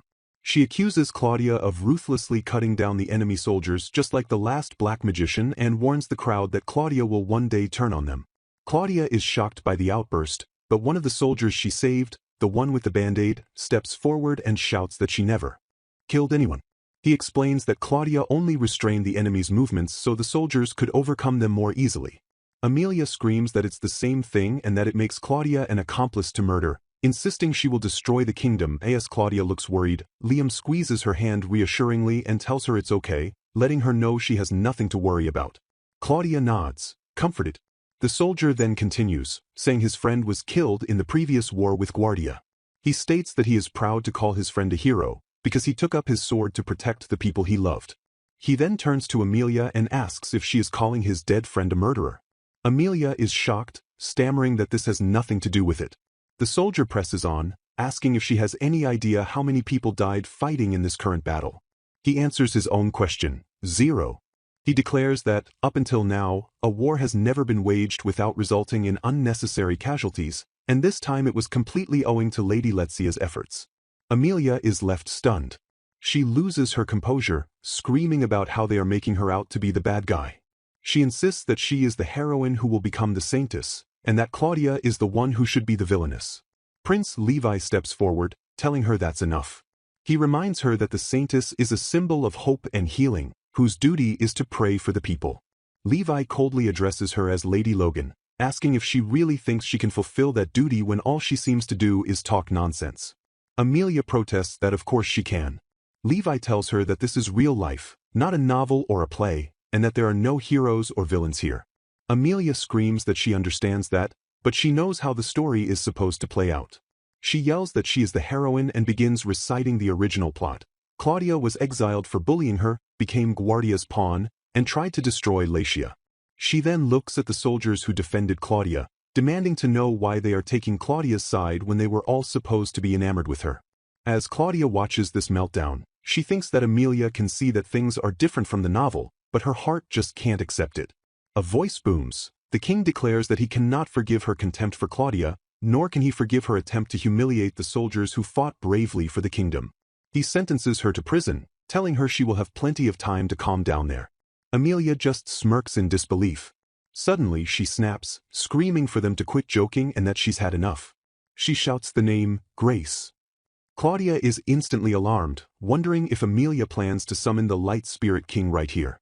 Gerald, at her side, notes that the Light Spirit King is troublesome. Amelia throws her hands out, commanding Grace to come forth and do away with all of them immediately, the Light Spirit King, confirming Grace's identity. Amelia is seen shouting, commanding her spirit, Grace, to come forth and immediately get rid of everyone in the room. Claudia and Liam watch with concerned expressions, Liam's eyes wide with worry. To Amelia's complete disbelief, the beautiful, blonde spirit, Grace, appears adorned with roses and calmly says, "No." Amelia is left stunned, her face frozen in confusion.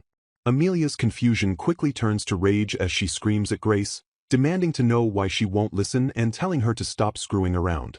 Grace looks down with a sad, gentle expression, explaining that it's true Amelia's soul was beautiful when she was young.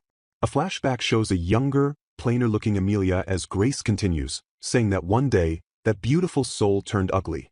Grace explains that she waited patiently, hoping Amelia would recognize the error of her ways and repent, but now, Grace has had enough.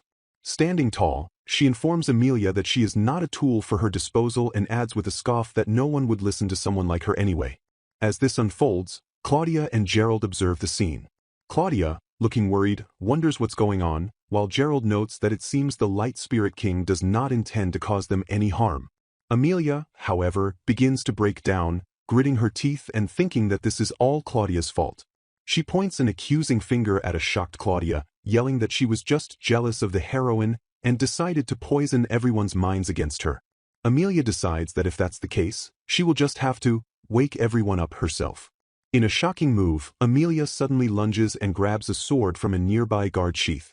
As another guard shouts for her to be captured, Amelia rushes directly toward Claudia with the drawn blade. Liam shouts Claudia's name in warning, but before Amelia can reach her, Gerald appears. He grabs the blade of the sword with his bare hand, the steel cracking under his grip, and coldly tells Amelia to drop it. Amelia is now terrified, screaming for help and identifying Gerald as the Dark Spirit King. She claims he is just like the destructive figure from the emergence myth and accuses Claudia of controlling him in a plot to destroy the country. Gerald, looking down on her, simply calls her a fool. He tells her to quit spouting nonsense, placing his hand over her mouth to silence her muffled protests. He states firmly that unlike Amelia, Claudia would never use him as a tool to spread hatred. This, he reveals, is the very reason he chose Claudia in the first place. He adds that if Claudia were the kind of person Amelia accuses her of being, the entire country would have been burned to ashes long ago. As the king and the court look on, Gerald continues his defense of Claudia, stating that given how poorly she has been treated by everyone, a lesser person would have retaliated long ago. He then turns his cold, smiling gaze back to Amelia, grabbing her chin and warning her to never show her face in front of Claudia again. Defeated, Amelia slumps to the ground. The king orders the guards to take her away. Liam immediately turns to Claudia, asking if she is all right, and she confirms that she is. Claudia watches Amelia go, thinking that perhaps Amelia also just wished for happiness, but will never find it by looking down on others. With the commotion over, Grace turns to Claudia and apologizes for the ruckus Amelia caused. She formally introduces herself as Grace, the Light Spirit King, and says she is pleased to meet her. A slightly overwhelmed Claudia just says, okay, prompting Gerald to mutter that Grace is as hopeless a flirt as ever. Grace explains that since the girl she was protecting caused so much trouble, she wants to offer an apology in the form of a gift. A bright light glows from her hand as she gives Claudia her blessing, happily announcing that Claudia can now use healing magic. Claudia is baffled, asking, "Magic?" and staring at her own hands. Gerald explains that while it's rare, spirit kings can bless humans with a portion of their divine power. He notes that because Claudia already has his power, the new mix of divine energies has caused her appearance to change a bit. Grace confirms that Claudia should now be able to use light magic. At this, Gerald immediately becomes possessive, pulling Claudia into a hug and telling Grace that he is still the one who cherishes Claudia the most, blessing or not. Grace just calls him overprotective, while Claudia, caught in the embrace, stammers out a thank you. Grace gives a cheerful, "See you," and disappears. Claudia is left wondering if this bizarre event, so unlike anything in the novel, means she has finally managed to avoid her bad end. A few weeks later, Claudia is summoned by her parents. She enters a room to find both her father, the Duke, and her mother sitting together on a sofa.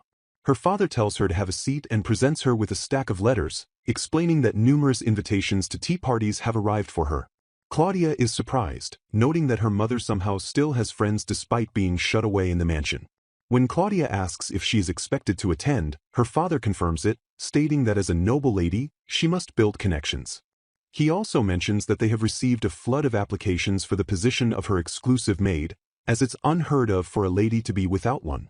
Her mother then speaks, saying she feels she must speak frankly about the past.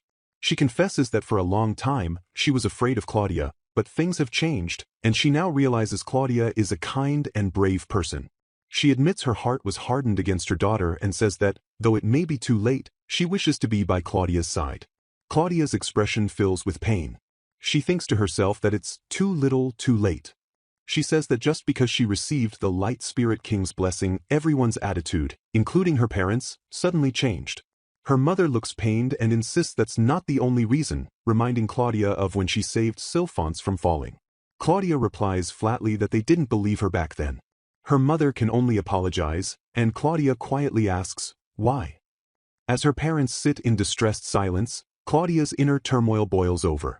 She thinks, why are these people acting like they are victims? She wonders why, if their past treatment can be so easily erased, she is still in so much pain. She suddenly stands and turns her back on them, shouting that the past cannot be changed. As her father calls her name, she runs from the room, yelling that all this new friendliness feels like malice and that she won't let them just pretend what they did to her never happened. As she flees, she thinks about her core beliefs, that she is the Villainess, protected by the Dark Spirit King, and that it couldn't be helped that she was shunned and unloved. Tears stream down her face as she sobs, thinking that she has always lived believing she was destined to be alone, and now, that deeply held belief is falling apart. Claudia sitting all alone on a park bench under a lamppost, looking distraught after running away from her parents. She is surprised when Prince Levi approaches, his footsteps tapping on the pavement as he greets her. He asks if something is wrong as it's late to be out, and kindly jokes that if she sits there alone, a rogue, like him might spirit her away. He then asks if he can sit next to her. As he sits down, Levi explains that Lord Gerald sent for him. Claudia, surprised, realizes she can't sense Gerald around and was so shaken by the earlier confrontation with her parents that she didn't even notice him leave. Levi confirms Gerald told him what happened with Duke Letzia. Claudia sits with her hands clasped in her lap, her face shadowed, and admits she is having trouble processing the situation. She explains that her family has always treated her with disdain, and now that everything is changing so fast, she's confused. Levi tells her it's not her fault and gently suggests that in her struggle to defend herself, she left Claudia behind. Tears well up in Claudia's eyes as she asks what he means.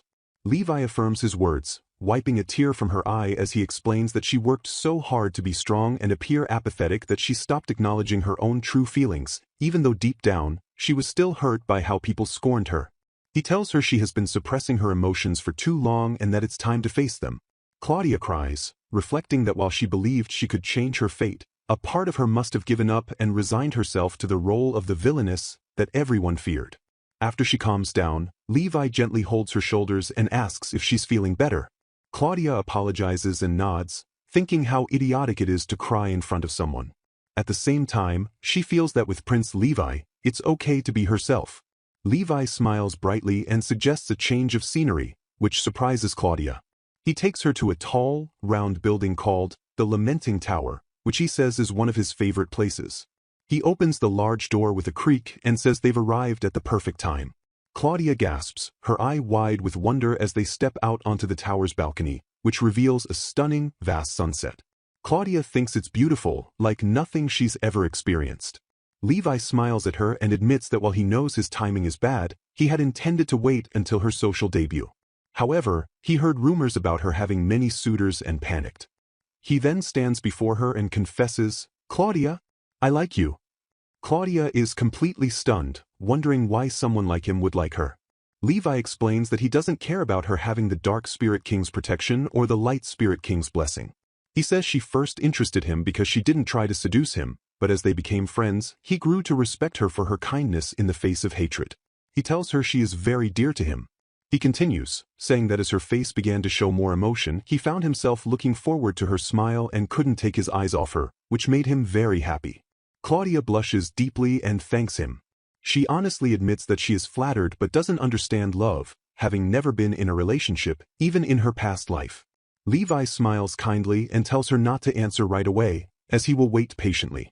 A few days later, Claudia is back at school, saying good morning to her friends Emily and Lily. She had just been on the rooftop with Levi, telling him she would think about his confession, and he thanked her. Her friends are excited, having heard about her receiving the Light Spirit King's blessing. Lily thinks having healing magic is amazing, but Claudia admits it doesn't feel real since she hasn't used it. Claudia smiles, reflecting that she's so glad to have friends who see her for who she is, not just for her powers. Her friends, including Ronald, reassure her that no matter what, she'll always be Claudia to them. Emily adds that while she pities Amelia, she doesn't forgive what she did. Elodie then arrives, apologizing on behalf of Grayson. She explains his parents had pressured him to get on Amelia's good side, but he is now reflecting on his actions. Claudia thanks her, and Elodie says she never wants to see Grayson like that again. Ronald then steps forward to talk to Claudia, but Elodie protectively warns him that if he's trying to make a move on her, he'll have to butt heads with her brother, Prince Levi.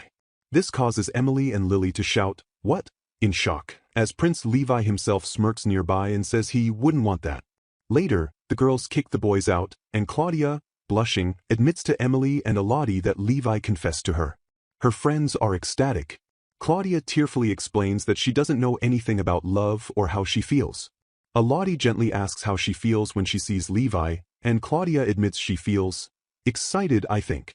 Emily then asks how she feels when another girl is close to the prince. Claudia's face darkens as she blurts out, "I really hate it." Emily smiles, telling her that feeling is jealousy. Her friends tell her she already has her answer and that she just needs to be honest about what she's feeling. Claudia has a moment of realization. What she's feeling is love, and she likes the prince. Her friends hug her, encouraging her to tell him her feelings after class. Filled with new resolve, Claudia thinks she wants to see Prince Levi right now. She finds herself running to the top of the lamenting tower. She looks out over the city, but then gasps as a voice calls her name. She turns, but it's not Levi. A strange blonde nobleman smiles at her, saying they are finally alone. As Claudia asks what he means, he lunges, grabbing her chin.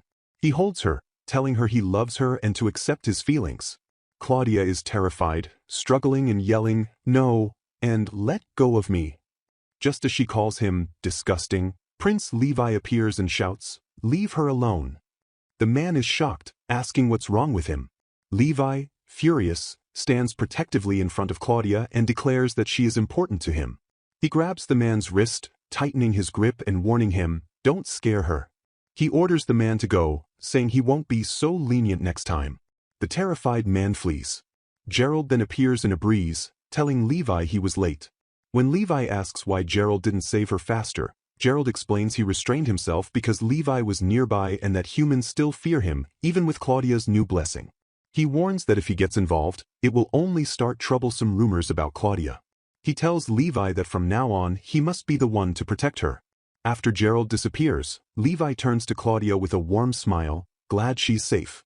Claudia thanks him and, taking a deep breath, says she has realized something. She looks him in the eyes and confesses, like Prince Levi.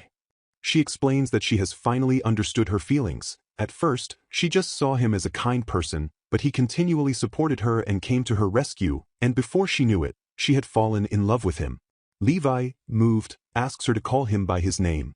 When she hesitates, he gently says, "Levi," encouraging her to try. He holds her face, asking if she's serious and warning that he won't let her go. Claudia looks at him with resolve and says, "I don't mind," thinking that as long as she is with him, she can face whatever comes next. They then share a kiss. In a final, ominous scene, two silhouettes in a dark room note that Amelia has left the stage. One asks, "What now?" and the other smiles, replying that the main act is only just beginning. A flashback to when Claudia was 3 years old. A maid screams in terror, flailing her arms and crying "Awawawa," because she accidentally touched young Claudia's hand. As the maid's scream echoes, another maid is seen bowing, noting that the missus is behaving as she always does. Claudia, who just wants to get along with everyone, looks on with concern and asks about her mother.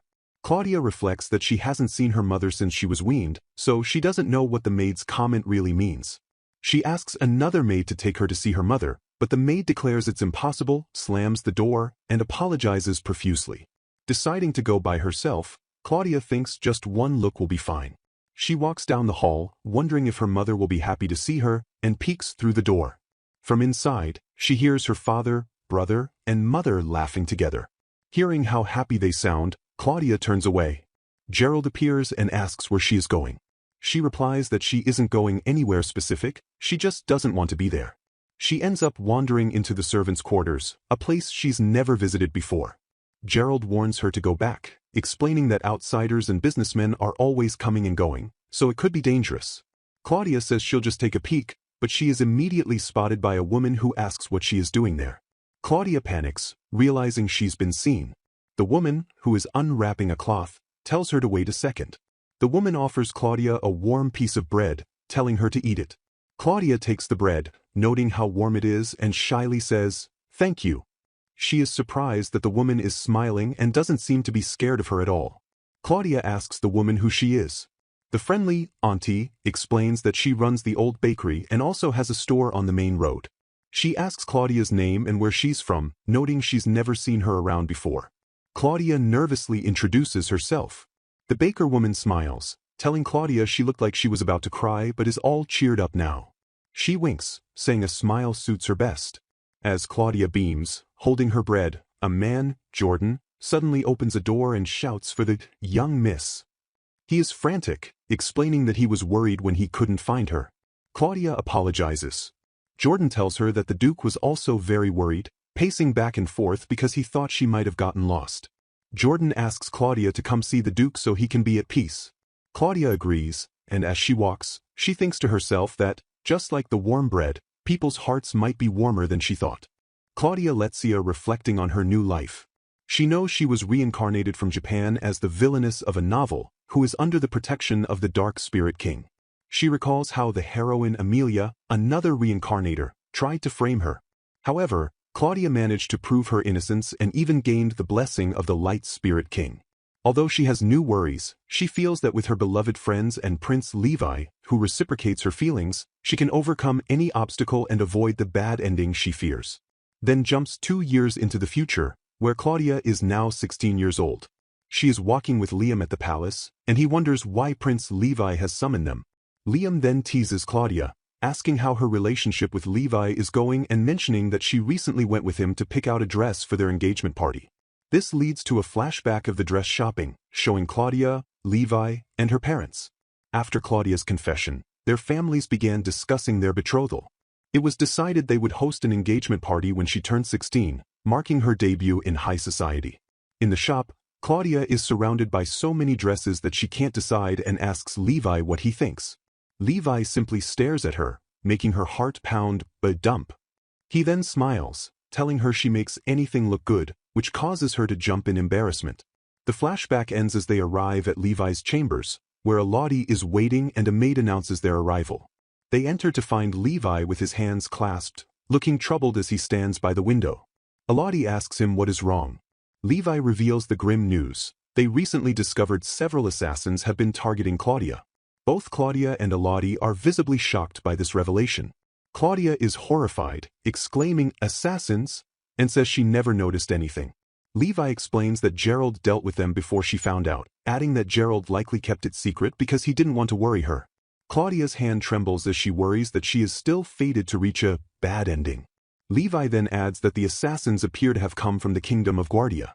Elodie reacts with anger, questioning if Guardia still holds a grudge over the war 2 years ago, especially since they were the ones who attacked first. Levi confirms this is likely the case, but he also suggests they might be worried that Claudia, being protected by the Dark Spirit King, may one day become queen due to her engagement to him.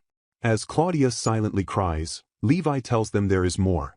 Gerald appears, explaining that it's understandable Guardia would view Claudia becoming royalty as a threat, given she is under his protection. Levi then reveals the most shocking news.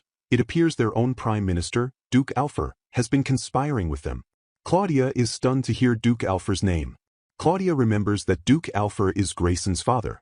He was the one who ordered Grayson to get close to Amelia and also the one who suggested she and Amelia be sent to war.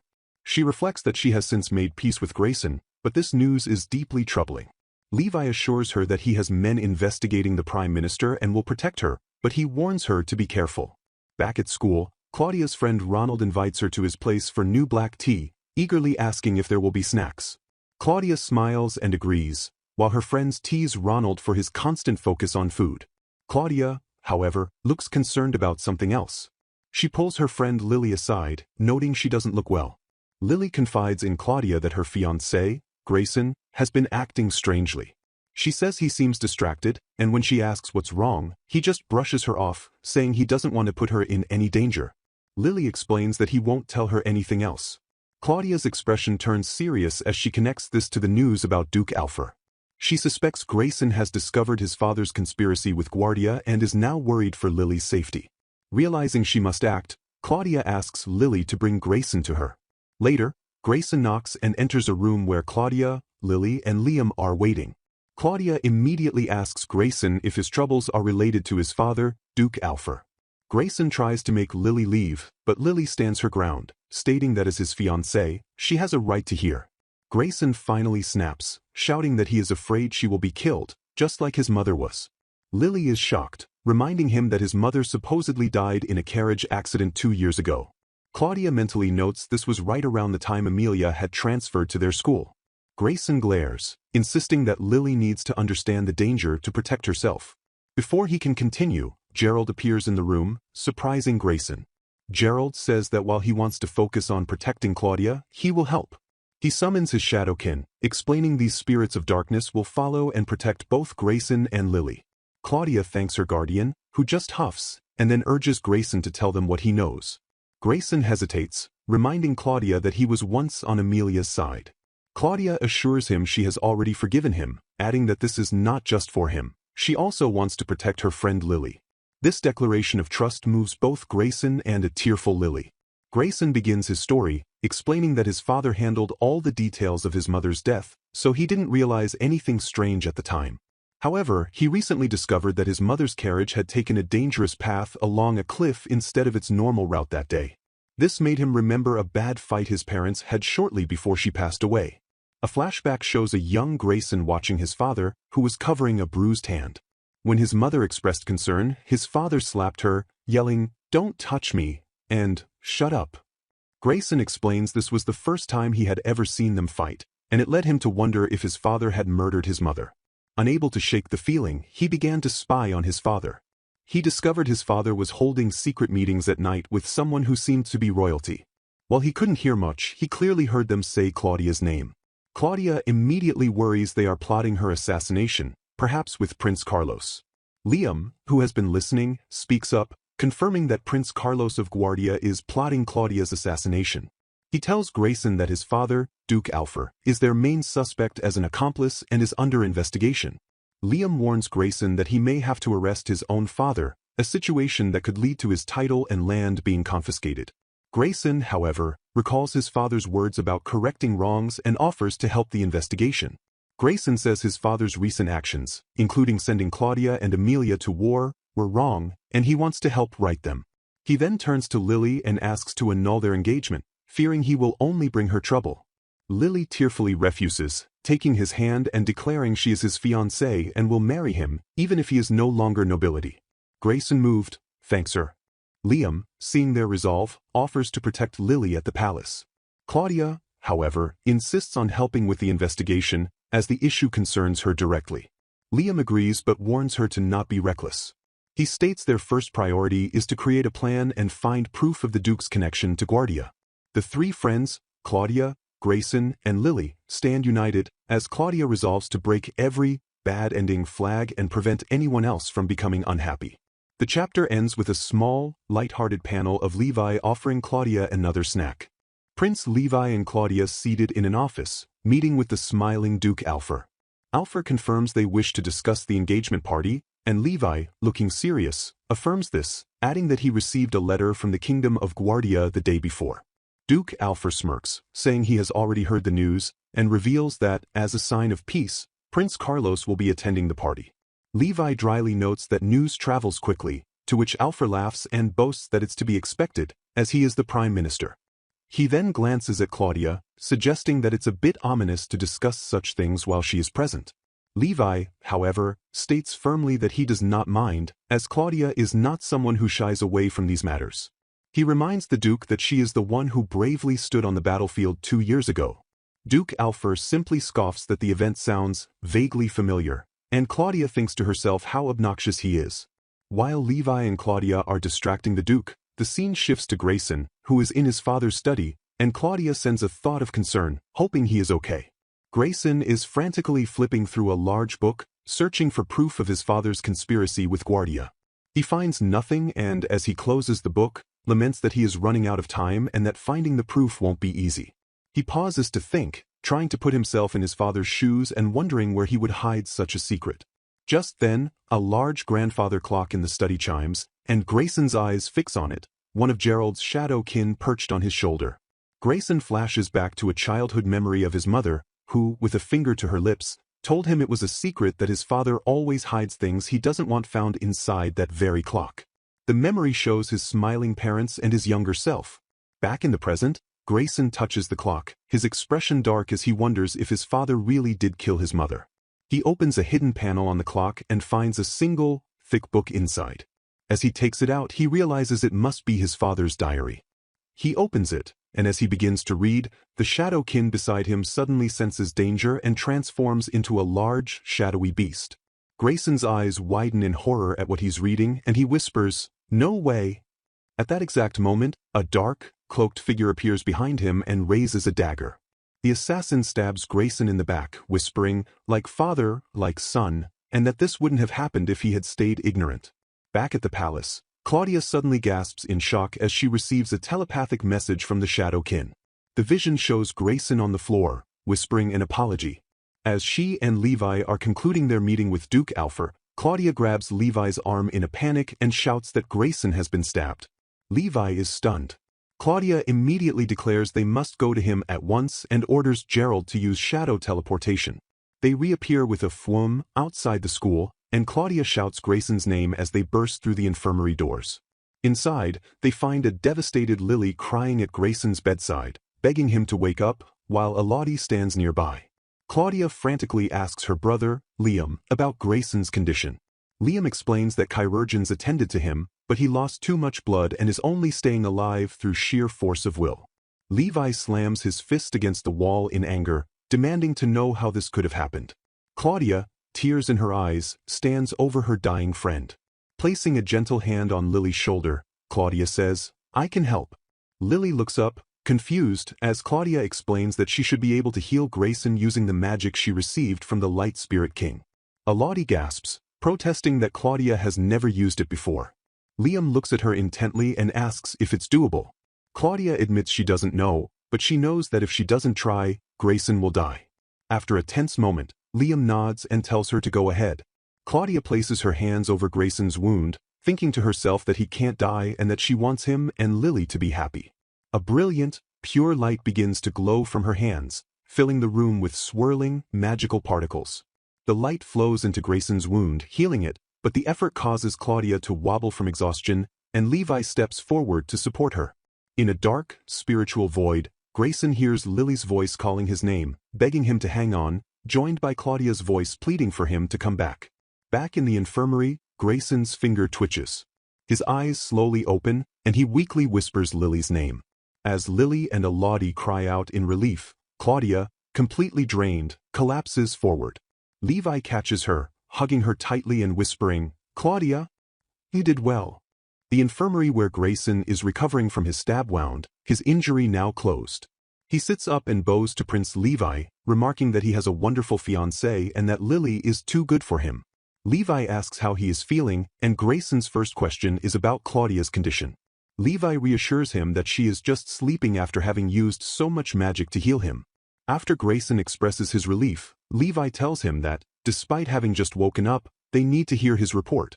Grayson agrees and begins to explain what he found to Levi and Elodie.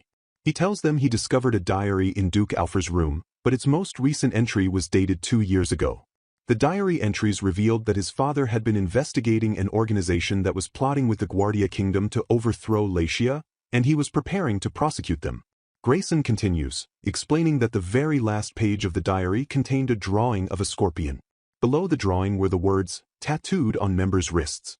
This made Grayson remember an incident around the time of his mother's death, where she was furious with his father over a bruise on his wrist that matched the scorpion design. Levi's expression darkens as he recognizes the name of the organization, Scorpio. When Elodie asks, Levi explains that he has heard of an assassin organization by that name, a group that is deeply dissatisfied with the Latiia royal family. He adds that all its members supposedly have a scorpion mark on their bodies. Elodie gasps, wondering if the real Duke Alpha was captured while he was investigating them. Levi finds the details suspicious, noting it's strange that the diary, which contained such dangerous information, was hidden rather than destroyed, and that it stopped abruptly 2 years ago.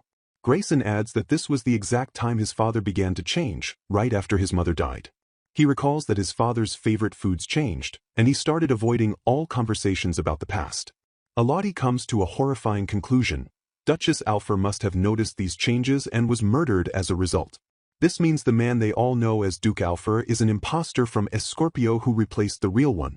Grayson shudders, terrified at the thought of who the man he calls father truly is. Just then, the door bangs open, and Lily bursts in, rushing over to Claudia and asking if she's feeling better. This version of Claudia, however, strikes a cheerful pose and winks, declaring that she feels positively rosy. As Levi and Elodie stare blankly at this out-of-character display, the fake Claudia whispers to Levi that she is hale and hearty. Levi's eyes narrow and he states coolly, "You're not Claudia." He explains his reasoning. The real Claudia calls him by his name, Levi. As the imposter's smile fades, the real Claudia enters the room and apologizes for worrying them.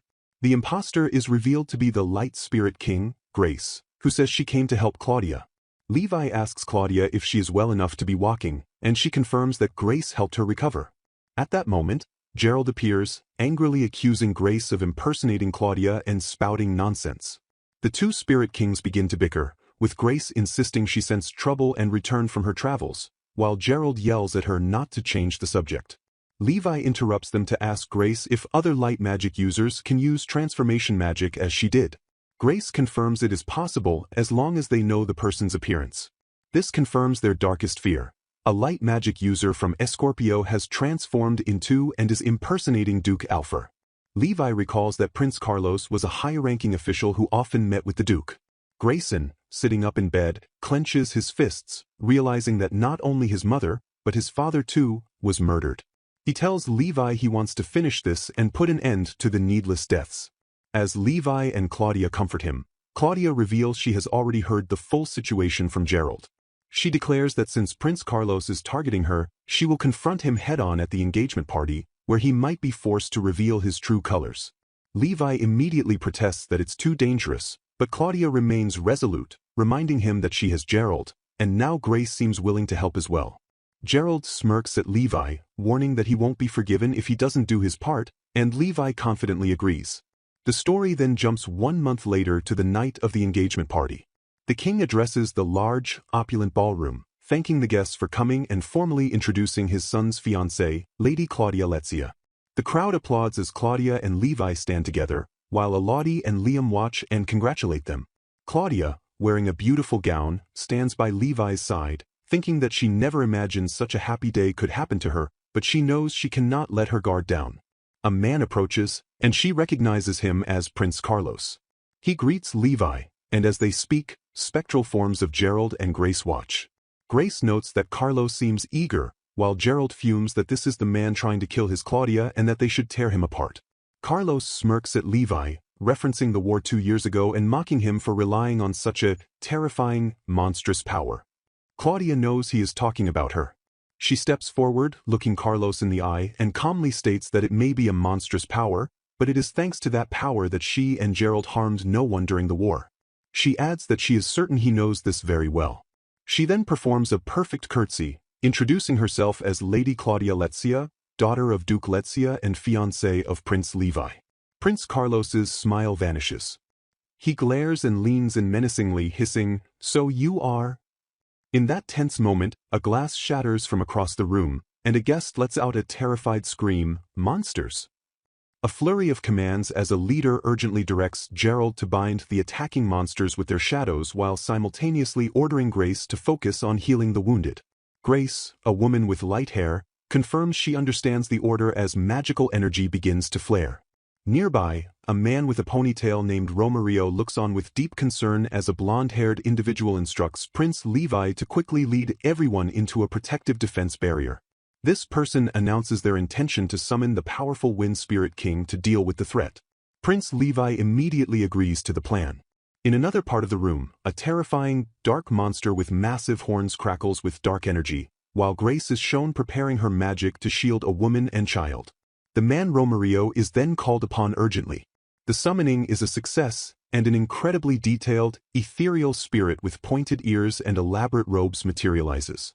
This powerful Wind Spirit King opens his eyes and looks down, calmly agreeing to help. Romario is seen in the background, dwarfed by the spirit's massive presence. As a crowd of people panics, Prince Levi, who is now standing inside a brightly gleaming magical barrier, shouts for everyone to hurry and get inside to safety. A dark-haired woman named Claudia watches the chaos in shock, crying out for Gerald and Grace. Her horrified gaze is fixed on Prince Carlos, who is seen cowering alone in a corner, shuddering in abject terror. Another person screams in fear. Claudia is then physically held back by another woman, who warns her that running to Prince Carlos is too dangerous. Claudia protests, insisting that they must heal him, but her words are cut short as a massive monster claw slashes down violently.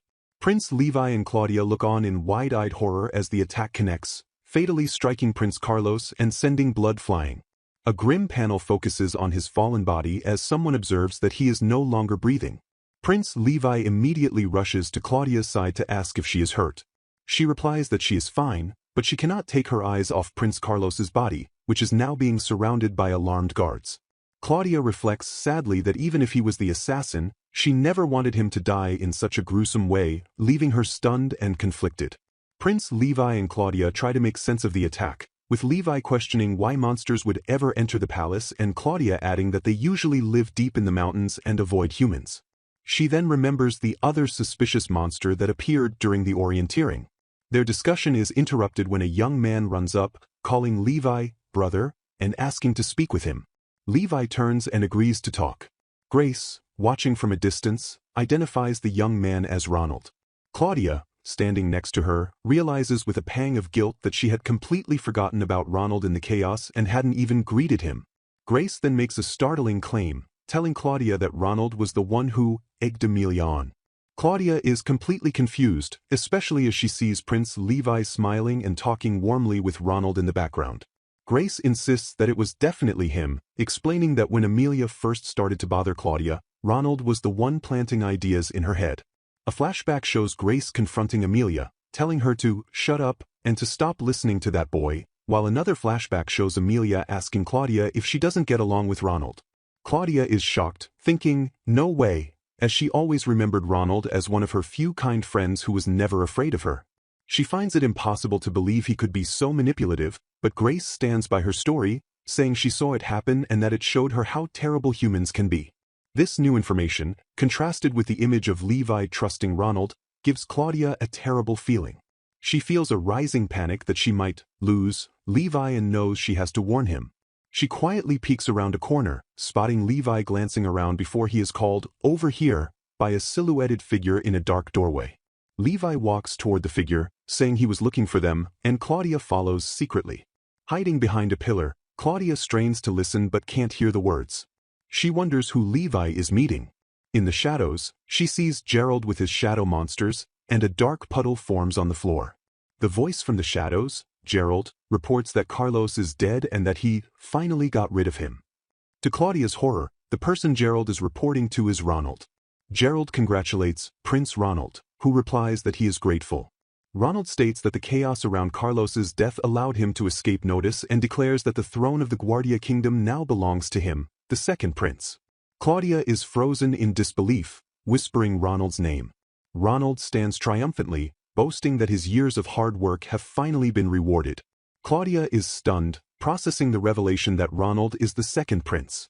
She desperately tries to remember the novel. The Saintess is doted on by the prince, recalling that in the original story, Prince Carlos was the only prince. She then has a much bigger realization. The character Ronald never existed in the novel at all. She suddenly recalls that she had no memory of him when they first met, and he was also suspiciously present during the monster attack at the orienteering. Her thoughts are interrupted as Gerald tells Ronald he will go clean things up, and Ronald coldly orders him to do it. As Claudia watches, Gerald's form warps and changes, transforming until he takes on the appearance of Duke Alpha. This confirms Claudia's worst fears, and she realizes her and Levi's deductions were correct. Gerald, disguised, was the assassin. A separate scene shows the real Gerald, the dark-haired elf, telling Grace he will be right back and leaving her in charge. Back in the hallway, Claudia urgently whispers for Gerald to hurry and warn Levi about Ronald's plot, and a shadow form of Gerald acknowledges her. Claudia is left frozen in shock, her mind reeling as she wonders, Ronald, why? As she stands exposed, a knife is suddenly thrown directly at her back. A voice screams, Claudia, look out! Prince Levi lunges forward, pushing Claudia out of the way and taking the knife squarely in his own back. He stands for a moment, shielding her, as Ronald steps out of the shadows. With a chillingly casual expression, Ronald looks at them and says, my. Levi then collapses onto Claudia, who catches him in horror as Ronald, the Dark Princess, looks down on them both, his betrayal complete. Claudia looking in stunned disbelief at Ronald, who offers her a faint, knowing smile. She asks him if he truly planned everything that has happened. With a bright, cheerful expression, Ronald confirms that he did. He then fondly recalls their first orienteering event, describing the what of view it was to see her use the Dark Spirit King's power to instantly crush the monster that appeared. The horrifying implication dawns on Claudia, and she asks why, realizing with shock that he must have been responsible for summoning both that monster and the ones that attacked the palace. Ronald, standing far from her and Grace, doesn't deny it, stating that he did it all so that he could become the king of the Guardia Kingdom. Claudia's eyes widen in terror at his confession. Ronald's expression turns serious as he explains he was sent to Latium as a spy when he was very young, with the mission to destroy the country from the inside. A small image shows him as a child among others. But one day, he grew tired of being just a simple tool for others. Claudia is appalled, realizing she is seeing Ronald's true face and desperately not wanting to believe it. Ronald continues with a sinister smile, revealing that he decided to use Claudia's power to kill Prince Carlos, allowing him to become the crown prince himself. Claudia's mind races, and she asks if he was also responsible for what happened to Grayson's father, the real Duke. Ronald looks amused and asks how she knew about that. He pleasantly admits that the real Duke was about to discover his secret, so he had him killed. Claudia is so horrified she can barely ask what he is saying. Ronald elaborates that he had the fake Duke, the one who was an imposter, incite a war and suggests that both Claudia and Emilia be sent to fight in it. His hope was that Prince Carlos, who is shown cowering in a flashback, would kill one of them during the conflict. Ronald scoffs, calling Carlos a piece of work for turning tail and running away when he heard they were fighting. Claudia, standing in the doorway, realizes with dread that Ronald had used both her and Emilia. Noticing her, Ronald simply says, "Ah, that woman." He then laughs mockingly, calling Claudia terrible. He says he first thought Emilia would be useful, and that with just a little encouragement, she happily went crazy and ruined herself. In the end, he says, she was just a stupid girl who got in the way. Claudia thinks back sadly, believing that if Ronald hadn't interfered, Emilia might have realized her world was real and not just a story. She might have tried to make a real future for herself and walked a different path. Ronald continues his monologue, explaining that his original plan was to use Claudia's Dark Spirit King's power to kill Carlos. He complains that she never let her guard down, and a flashback shows her and Levi together as he notes it became even harder to deal with her after she started dating Levi. His expression turns cold, and he tells Claudia that she has become such a bother that he may as well kill her right now. He smiles, explaining that she will only be a thorn in his side later when he becomes king. Claudia, her face pale with fear, realizes this is why he sent an assassin after her before. Her mind works quickly, deducing that if the assassin had succeeded in killing her, Gerald would have sought revenge. If his plan had worked, Prince Carlos would have also been eliminated in the chaos. She can only whisper that his plan is amazing as Grace appears at her side. Ronald steps forward and casually asks where the Dark Spirit King is, noting that his absence makes things easier. Claudia defiantly tells him it's none of his business. Just then, a dark silhouette appears beside her. It is Gerald, who agrees with Claudia and says her name. Ronald just smiles, and a terrifying dark energy begins to form in his hands. He grins and kindly asks Claudia to disappear as she watches in terror. Suddenly, a row of armored knights flashes into existence, appearing between them and Ronald. Ronald is visibly startled. Grace, who summoned the knights, grabs Claudia's hand and yells for her to run. As they dash away, Grace looks back, hoping the knights can at least slow him down. Claudia asks if the knights can fight, but Grace grits her teeth and admits they are only illusions. In the background, Ronald scoffs at their childish struggles, as he effortlessly blasts the illusory knights apart with his dark magic. As they run, Claudia is suddenly tugged backward and trips, crying out as she hits the floor. Grace, still running, frantically yells for her not to look back and to just run. Before Claudia can get up, Ronald lunges past Grace with incredible speed, causing Grace to cry out. He appears behind Claudia and seizes her face with his hand. Meanwhile, in a different part of the palace, a guard urgently approaches Prince Levi, reporting that they found something on Prince Carlos's body that he must see. Levi, looking serious, tells the guard to lead the way. In the room where Carlos's body rests on a bed, the guard shows Levi a small, stained pouch, explaining it was found sewn into the prince's cloak and has a strange smell. Levi asks what it is.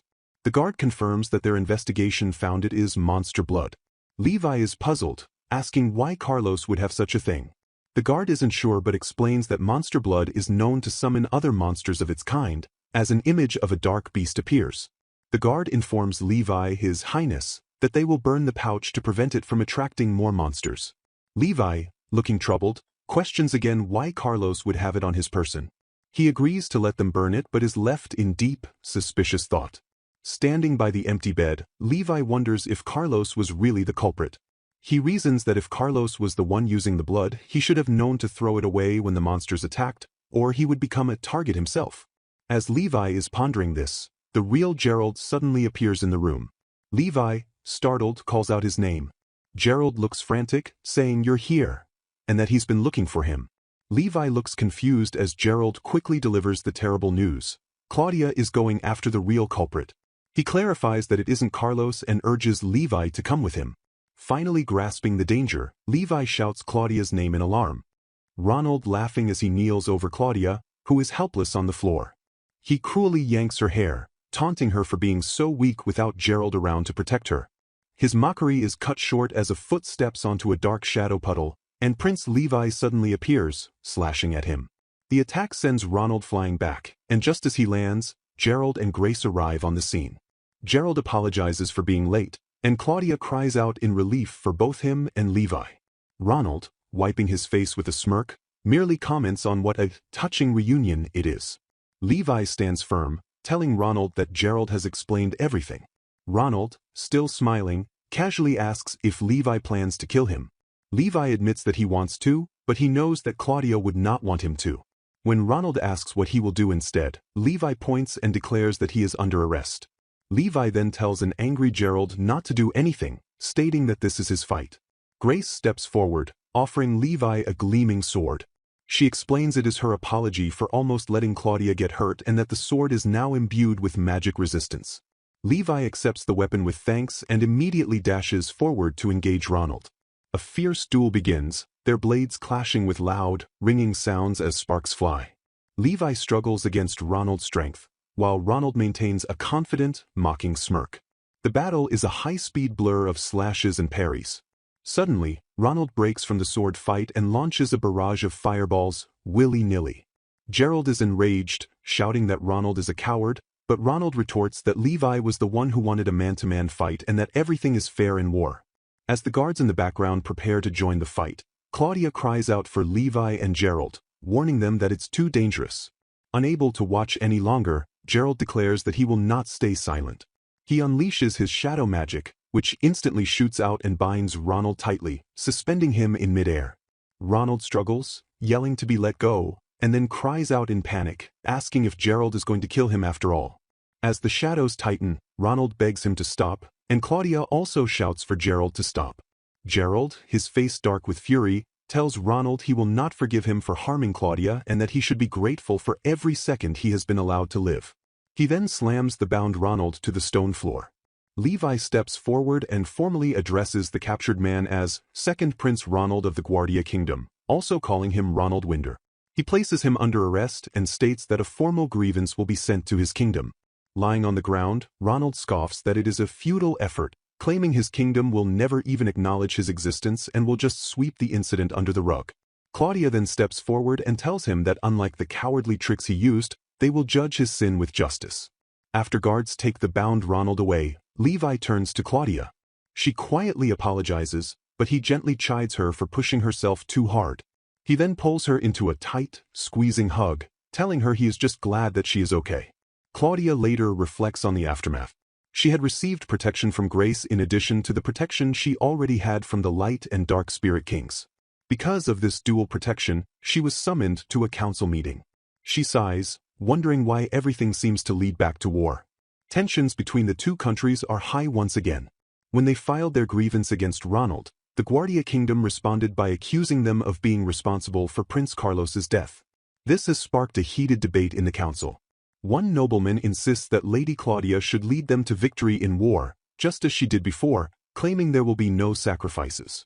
Levi slams his hand on the table, shouting that there is no point in war and that wars only lead to more wars. He reminds them that they were all influenced by the fake duke's opinions before and that even though no one died in the last conflict, neighboring villages were still damaged. He argues that fighting fire with fire solves nothing. The king finally speaks, declaring that they must seek a path outside of war. At this, Claudia's father, Duke Alfred, stands up. He states that he is against waging war and against sending his daughter to the front lines again. He admits he made that mistake once before and does not wish to repeat it, vowing to make the right decision to protect his daughter. Claudia looks on, moved by her father's words. Grace closes her eyes and says, "Then it is settled." The king agrees, stating that no war can bring the peace they seek, but that by working together, they will find a new path. Levi and Claudia are shown holding hands, united in this decision. Claudia reflects that she has managed to change her destiny, not with her own power, but with the power of the people she loves. Then jumps 4 years later. A small child's voice calls out, "Mama," and points, saying, "Gua is playing." Claudia thinks to herself that this is not a bad end. The scene reveals Gerald being playfully swarmed by 2 squealing children, and he exasperatedly yells for Claudia to control her kids. Claudia just laughs and tells the children that Gerald will play with them. Just then, Duke Edgar arrives to announce that he and Duchess Lucian are here. As Claudia goes to greet them, she reflects on her past. Images show her former life as a villainess, her time with friends, and her life with Levi and Gerald. She remembers how she had been worried ever since she was born, trying so hard to avoid a bad end. Now, she is determined to live her life to the fullest for the people she loves.